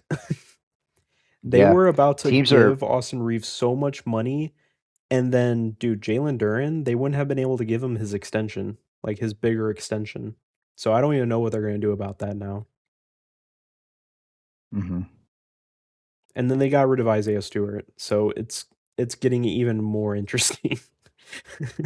Like, more than ever. do they pay him now or like I don't know. Yeah. So definitely the Pistons are looking for some sort of second guy who can create his own shot. To me, it makes sense for them to try to go after Norman Powell. I think they could Mhm. still be in the Tyler Hero They running. still have money. I'm not, yeah, I'm not sold that the Bucks will completely keep Tyler Hero. So we'll see about that. But Yeah. back to the Lakers. To me, this move was you either let Austin Reeves walk for nothing or you're just going to re sign him and then you're going to kick the can down the road and say, I'll worry about 2 years from now when that comes and I'll just focus on right now. Yeah. And so that's the route that they chose to go. And so I think there's a lot of pressure now on the Lakers to make this right And because this could be ugly, I think it would have been potentially. I think it would have been fine if you were wanting to do the sign and trade with the Nets because like we were talking about, you could have gone Claxton and maybe even more for Reeves, Yes. right? But here's the thing. Yep. He got traded elsewhere. So then once that happened, well, the Nets are gone. Now your only person that's the only other team that's going after Reeves now is guess who? The Pistons. And the Hawks are not really considering it anymore. So are the Lakers just going to do a sign and trade for Isaiah Stewart for Reeves? Like, no, that's not going to happen. So, um, at this point, they had no good package to do a sign and trade for Austin Reeves. So all you could really do was sign him. Their backs were against the wall. Literally was either let him walk or sign him. Yeah. And obviously you And signed him. so the problem now is if you run this team back, you're cooked. So you have to upgrade the roster somehow, You some need way. to. I don't know how you're going to make it work. We'll see what they can do, but that is the only Well, shot. Zach. And obviously, they've thought about this already. So something's going to happen, but I'm not sure exactly what it will be. Well, Zach. How do you rebuild this roster now? Now that Austin Reeves is back, what do you do? What do you do? LeBron's not coming Well, back, correct? that's what I was going to say. He's not. The the one thing to me, so should we just get into the LeBron stuff now? Yep, might as well. I mean, we've said our Okay. piece about Austin Reeves. At this point, this leads us into our next topic very well because we mentioned it already. The Lakers need a center desperately, really bad. And who else than Jared Allen? I mean, Jared Allen with Luca? So I am definitely not shocked if we see a LeBron sign and trade to the Cavs for Jared Allen. The contracts line up. It makes sense for LeBron to finish his career in Cleveland, where it all started. And then the Lakers get their big man. I mean, it's the picture perfect scenario for both teams Mhm. because the Cavs need someone like LeBron. Even though he's 42 years old, you bring LeBron to your team, the dude is still giving you 1 to 2 production. He's he's still giving you insane production at his age. So, Well, and if you think about it, the Cavs were the only team over the second apron.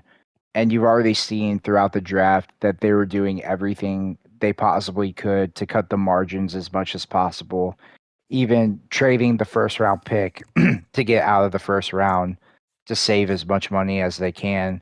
So it makes sense that they don't want to be in the second apron.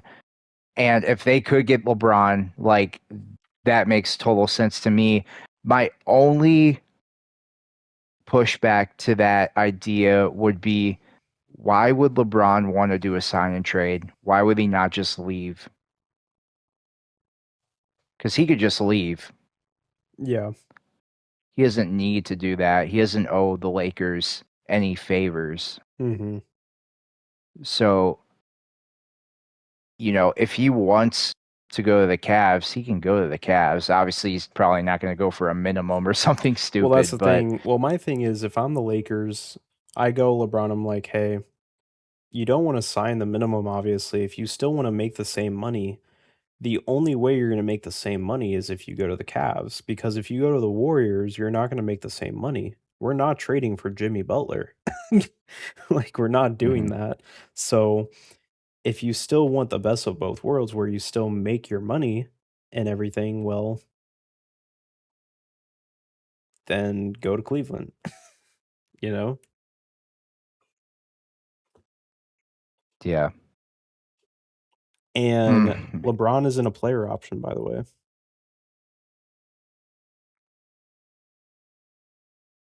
So Yeah, for I don't sure. know if you remembered that, but his last year on his contract here is a player option. So that's kind of why it would maybe be a sign and trade because he's not making that money again, dude. Like no one's signing him to that contract. The only team that was doing that was the Lakers, and it was only because, it's LeBron. But can you think of any other team that's gonna pay him $52 million? No. Exactly. At the end of the day, it is LeBron James. I understand, but you're gonna pay $50 million for 1 year rental? The only team that makes sense that would pay 50 million for 1 year rental is the Warriors if they had the money, but they don't because they would have to trade Jimmy. That's not happening. The only team that can is the Cavs because they can afford it by trading Jared Allen. Yeah. That would be the only solution is or the only question what how much does LeBron want to make? Because if he wants to continue to make that salary, do the sign and trade, or just hop out and get to hand choose wherever he wants to go. And so I doubt he would do that. He doesn't seem like he would take the vet minimum anywhere. Exactly. Yeah, I So don't think that he makes will. sense to me. This is his last big contract. Like that 52 million player option, that's his last one. That's his last big one. I don't think he's going to get any more big contracts after that if he's wanting to stay. And I don't think he is staying. So, and the Cavs need a small forward. This sounds So, gross, but I wonder if like there would ever be a 3-team trade with Cavs getting LeBron, um, oh, Boston with James Evan Harden Mobley. goes to the Timberwolves, Oh, okay, okay. and Gobert to the Lakers plus other starter. I don't know, Okay. I thought you were something going to bring interesting like Boston into that. this because I know Boston is still shopping Jaylen Brown. They are, Yeah. Are we done with LeBron sadly, talk? Do we get our I think it's pretty we got our fixing him. self-explanatory. Like he's not going to be on the Lakers anymore. It's pretty much Warriors or Cavs. And the only reason Hmm. it's Warriors is because there's rumors, but he would have to take a minimum. He would have to decline a $52 million player option and go for a minimum, Zach. Yeah, I don't see many people doing that Yeah, in general, no. Like, I don't care unless how you're much Jalen money you get. Brunson.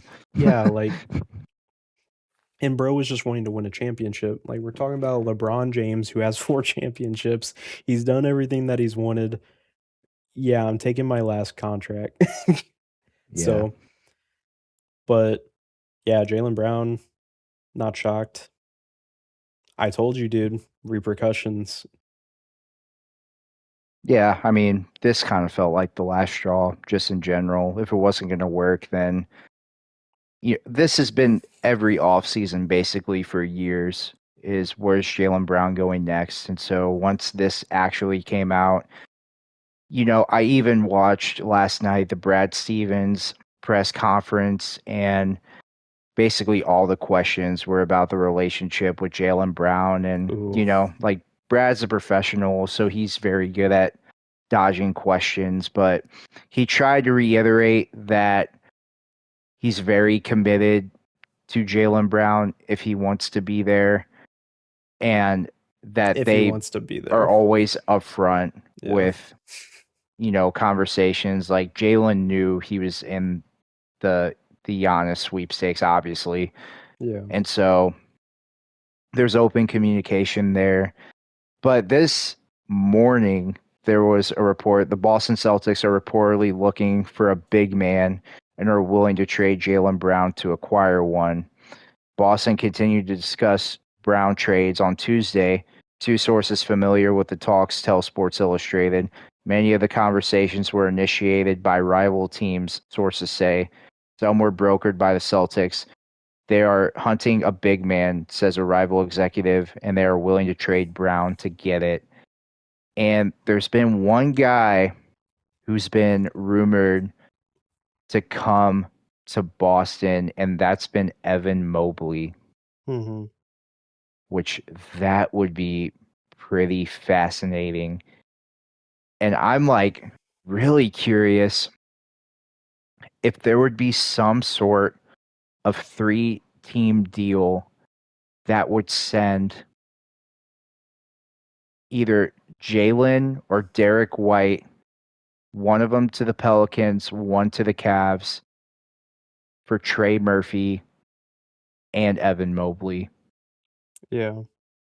I would be very curious if they could pull something like that off because I would not mind. And the whole landscape of the Celtics would look completely different. Yeah.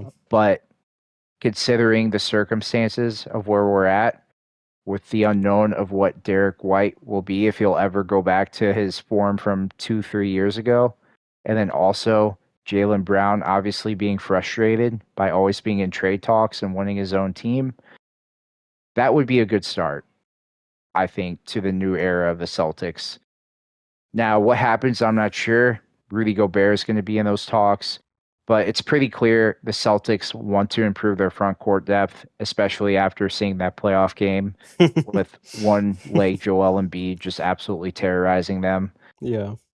So Brad Stevens definitely took notice of that and is willing to do anything to upgrade it. So we'll see what happens there, but I'm hoping this does not drag for a terribly long time because I know they even talked about weeks or up to the beginning of the season. Yeah. Which that just sounds awful to me, quite frankly. So I hope whatever happens pretty quickly so we can just get it over with I and mean, then they made start it the new sound like era. it should happen within several days, which makes sense. I mean, at this point, the draft has happened. You're getting pretty close to the point where it's, getting close to the summer league. So, Yeah, that's what I'm hoping, man. So I think we should talk about the Trae Young contract yeah, before we talk about Jaylen Brown too much. But so yeah, his was Jaylen a Brown has his heart. he does. Oh, and just real quick before we pivot, I'm going to talk one more thing about pivot. Brian Windhorst said on the trade talks, the Hornets are pivoting. They have been about LaMelo Ball and Miles Bridges. Now they want their future to be surrounded by Con Knipple and Brandon Miller. Wow. Or I low-key predicted this, bro. I was like, if anything, I would not be surprised if the Hornets decided Brandon Miller and Con were the two main guys. Mm-hmm. It's a wing league. But anyways, yeah, Trae Young. Yeah, Happy for the dude. for sure. Be interesting. Yo, Trae Young, 4-year, $212 million deal, which is wild. I mean, over 50 million a year for Trae Young. And he Yeah. has a player option. Yeah. So, dude, Did you peep that player we option? we praised. Wait, what? Did you peep that player option? Oh, tell me how much is it? 57. Oh my gosh. Good for him. He's making 57 million that year. Bro slightly threw up as soon as he said, good for him. Yeah, good for him. So remember how we praised them for finally getting off that terrible Bradley Beal contract? Yep. Yep. Oh my gosh. Well, Yes. Yes. Go, Zach. Go. well, now look at them. But it's like I don't even know what to think about it, man. So in 4 years, this is really probably going to bite them in the butt. But it's like you have a star that goes to a struggling franchise. This is kind of what you have to do in a way. I can kind of see it from that standpoint, but it's like they just got the first overall pick. They have Alex Czar. They have young pieces. It's not like they're completely desperate. And I'm not sure, like, who are they competing with to give him a contract like that? So to me, I this was have just an no absolute idea. overpay, man. I think they have the defense to cover him up. for the time being. I like his fit with the Wizards, but this contract is ridiculous. This should have never happened. I think this puts them in the tax apron. Oh, for Trae Young. Yeah. Am I tripping, chat? What What's is AD making? more? Contract. Let's see here. More. It's 54. Oh, And then 58. And then player option of 63. Thoughts? dude. Dude. I'm dead. Oh I man. think this puts them in the first apron, right? Because, like, how much is Wizards AJ going to make? make a fat dollar, dude. That's a good question. I need to look For a this up. year, approximately $69 million. For 4 years? 4 years, 69 million. So he's The probably deal making like includes a about projected 16 first rookie year. season salary of 15.2 million. First year is 15. Yeah, And what is Trae Young's first year? What was it again? it's over 50. Let's see. 197. He is making 49.5 this year. 49, so that's 18. Okay. That puts them right at about probably 201 million. Wait, Alex Sarr is making 12. 80. I forgot. Wait, we're looking at 27. Oh, wait. No, they're not on the first apron. Okay. Okay. I can breathe a little bit.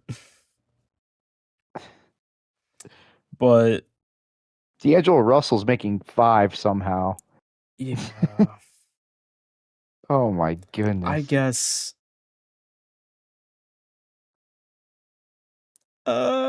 um well, I guess Bilal's not getting that nice contract, I guess, when his contract's up. You know what? I guess this is fine cuz I guess the Wizards are pretty much assuming no one's getting a contract extension until Trae Young and Anthony Davis's contract are up, which is true. Especially when Davis is gone. Once Yeah, that is up, then they can probably pay Czar if he's still developing and everything. you'll have enough money to extend Bilal Coulibaly for sure, because I don't think he'll go for way too much money when But yeah, he's I up was for gonna an say, I wonder what he's extension. gonna be worth. Yeah, it probably won't be anything too crazy, so you'll probably have enough money to sign him when the time comes. So I mean, I guess it's not bad. Honestly, it's not that bad if they can trade Anthony Davis. I don't know how they Hmm. do that though, because re-looking at Anthony Davis's contract, I don't know if there's even a soul that's gonna do it. No, a lot of teams would A s- love him. Not at that price. 63 million player option? Yeah, Oof. Yikes. yeah, no bueno. Yeah, nope. Yeah. Okay, maybe it's not as bad as I thought. I thought their cap was a little bit more torture, but the contracts are pretty much there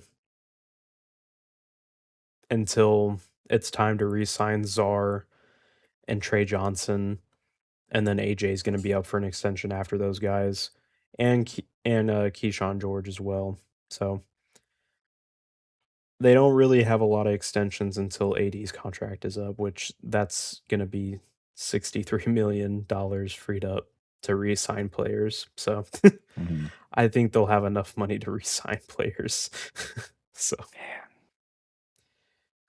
just a crazy deal. Like I hope Trae Young enjoys the money, man. I hope he invested very well. He's never getting that again.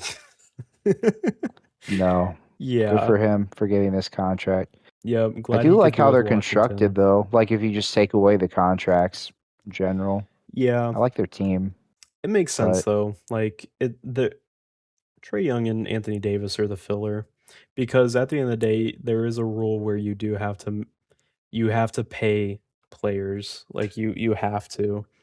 Um, mhm, there's a certain salary floor that you have to meet. So I think they met for it. sure. I think they did it, guys. Oh man, I think the floor is like 170 million. I think. I think it's something like that. I'm not 100% sure, but I think it's right yeah, around there somewhere. 165, 170. So, but yeah, cool beans. that's that's Wizards. That's You have Wizards. any That's more Wizards talk. NBA I don't think stuff? so, man. I think we hit everything. I know we didn't really think about bringing in any Jaylen Brown, but it makes sense. Like, We it's talked crazy, about him man. enough. Yeah, it's crazy, man. All these deals that have happened, trades, extensions, contracts, and everything. At the end of the day, it's hard not to talk about every single team and all these aspects because they're all connected. They all are. Right. Like all decisions are made because each team, it's all domino effects. And Giannis is the domino baby, the Yeah. biggest of them all. It was such a And disappointing Julius Randle. domino. True. The biggest of the Well, dominoes. real quick, like for like 5 minutes, I'm just gonna bring up the tight end extensions because those were pretty big deals. But I'll go fast if you're cool with that. Nah, go ahead, man. I saw them pop up on my phone today. Kyle Pitts getting paid. I knew that was coming. I didn't know it was coming now, but I'm not really too surprised. I know he mentioned it when Drake London got his extension. Hmm. For sure. He signed a 3-year, $54 million deal. 36 million of that is guaranteed. That puts him Big at, guarantee. yeah, 36 guaranteed, 18 million total a year, which Yeah, places him third among highest paid tight ends. So I like this contract. I think he's a good weapon. He had a lot better year this year than he has in the past. He's more of a big body receiver in my eyes. So if you want to look at the money in that aspect, that would put him 25th among wide receivers. So if you look at the contract like that, I think that makes it more plausible. But I think you have to take care of Bijan. I would have paid Bijan before Drake London and before Kyle Pitts. So hopefully that's the next big domino to fall. But man, they're it's spending gotta big be. money on their offense because you got chunk going to London, a chunk going to Pitts, and then Bijan is going to be the highest paid running back. So that's a lot of money you're investing in the offense. So we already talked about the Falcons before, but figuring out the quarterback position is the most important thing. And it's going to be really exciting when they do figure out the QB position because you have all these weapons locked down. And it's going to be exciting to see. But then you had, right after that dropped, Brenton Strange, which was such a surprise contract, but I love it. 3-year, $48 million deal, 25 million of that guaranteed. That puts him at $16 million per year, which is the fourth highest paid tight end in football. And for a lot of people, they don't even know who Brenton Strange is, and that's fair. I mean, I didn't really know who he was until like a year ago, and that's basically because he was on my dynasty football team. Yeah. But man, he is a very underrated player. And so I read something and I didn't like double check this. So if I'm wrong, don't blame me too much. But the Jaguars averaged 30 points per game when Brenton Strange was playing and 22 points per game when he wasn't playing. And so, A whole lot of there's a points, lot of huh? other factors, but there seems to be a trend when he's on the field, the offense thrives more. Yeah. And even the Jaguars record too last year, they were 11 and 2 in active games when he was playing, and one of those losses was the playoff game, and they were 2-3 when he was not on, when he was out injured, when he was out, and so he directly impacts winning, and so that's pretty exciting that they have a good tight end because Jaguars have kind of struggled for a while to lock up a good tight end. Like they had Evan Ingram for a little bit, and he was Hmm. an okay tight end, but then getting a guy like Brenton Strange, someone who's homegrown, that's pretty big time for them. So they have him, you know, they they probably need to get another running back, I would assume. They have Bashaw Tootin, but other than that, they didn't really fill in the hole that Travis Achan left. Maybe they're going to be a Najee Harris team. There's a couple guys probably on the trade market with James Conner, Alvin Kamara. So we'll see if they go in any direction there. But I think overall, both of these contracts were pretty good. And Brenton Strange might be a little bit more of a risk with that contract just because he's a little bit more unknown. The production isn't there as much, but I think his overall game is fantastic. So, yeah, overall, I like this But I contract. mean, But the advanced stats say otherwise. for real, though, Am I right, Kenny? I had to pause my mic, dude, because I just coughed so much. Kenny's The writing end that of down as we podcast. speak on his advanced stacks of how many times Zach coughs. Bro, it's absurd. But Strange, yeah, like he's a good weapon on offense. He's also a good blocker too, so I'm not really too shocked. It's not Yeah. just the value he brings on the receiving, like the on the offensive side where he's catching the football and making plays. It's really nice to have a tight end that can do both. And he only played in 12 games too, dude. And he had his most yards receiving this past year. So if he would have played like 17 games, if he would have played all games, he was actually more like on pace closer to 800 yards, I would say. At least 700. Like, Hmm. dude, having a tight end that's receiving at a rate of about 7, maybe even close to 800 yards, they're getting paid. Getting paid instantly. For sure. Yeah, And not so too your top shocked. 5 highest paid tight ends now: number 1, George Kittle; number 2, Trey McBride; number 3, Kyle Pitts; number 4, Brenton Strange; and number 5, Isaiah Likely. And I am willing to bet Isaiah Likely. that Tucker Craft is probably next. And I don't know, he might make the same as Kyle Pitts. He might get that 18 million number, but we'll Yeah. see. So it'll be interesting. But yeah, I just thought I'd throw that in. Just throw in a little bit of football, but there's not Yeah, much going on. So kind of weird that their signings kind of happened around the same time too. yeah, Strange. that's usually how it happens though, Get because it? it's like, yes, Brenton Strange. Strange. Yeah, usually it's like they use other position groups contracts just for like negotiation tactics because it's like, oh, this guy Yeah. got this much, so I should get this much. So it was Tight ends like are getting that's paid, baby. why, yeah, they are, man. That's why it was so important. And I was really glad that the Dolphins paid Devon Achane really fast because you had Gibbs and Bijan coming up, and I'm like, Gibbs and Bijan are better than Achane, even though I love Yeah. Achane, but I would not want to pay HM more than those two. So it was good to get that done first. But now Gibbs and Bijan can go to their agents and their teams and be like, oh, HM got this. I should be making this much. So Right. usually paying first is good in some cases. And I think in this case, Yeah. it probably worked good for Brenton Strange. It probably helped him a bit in his negotiation. So good for them. Yeah. 100%.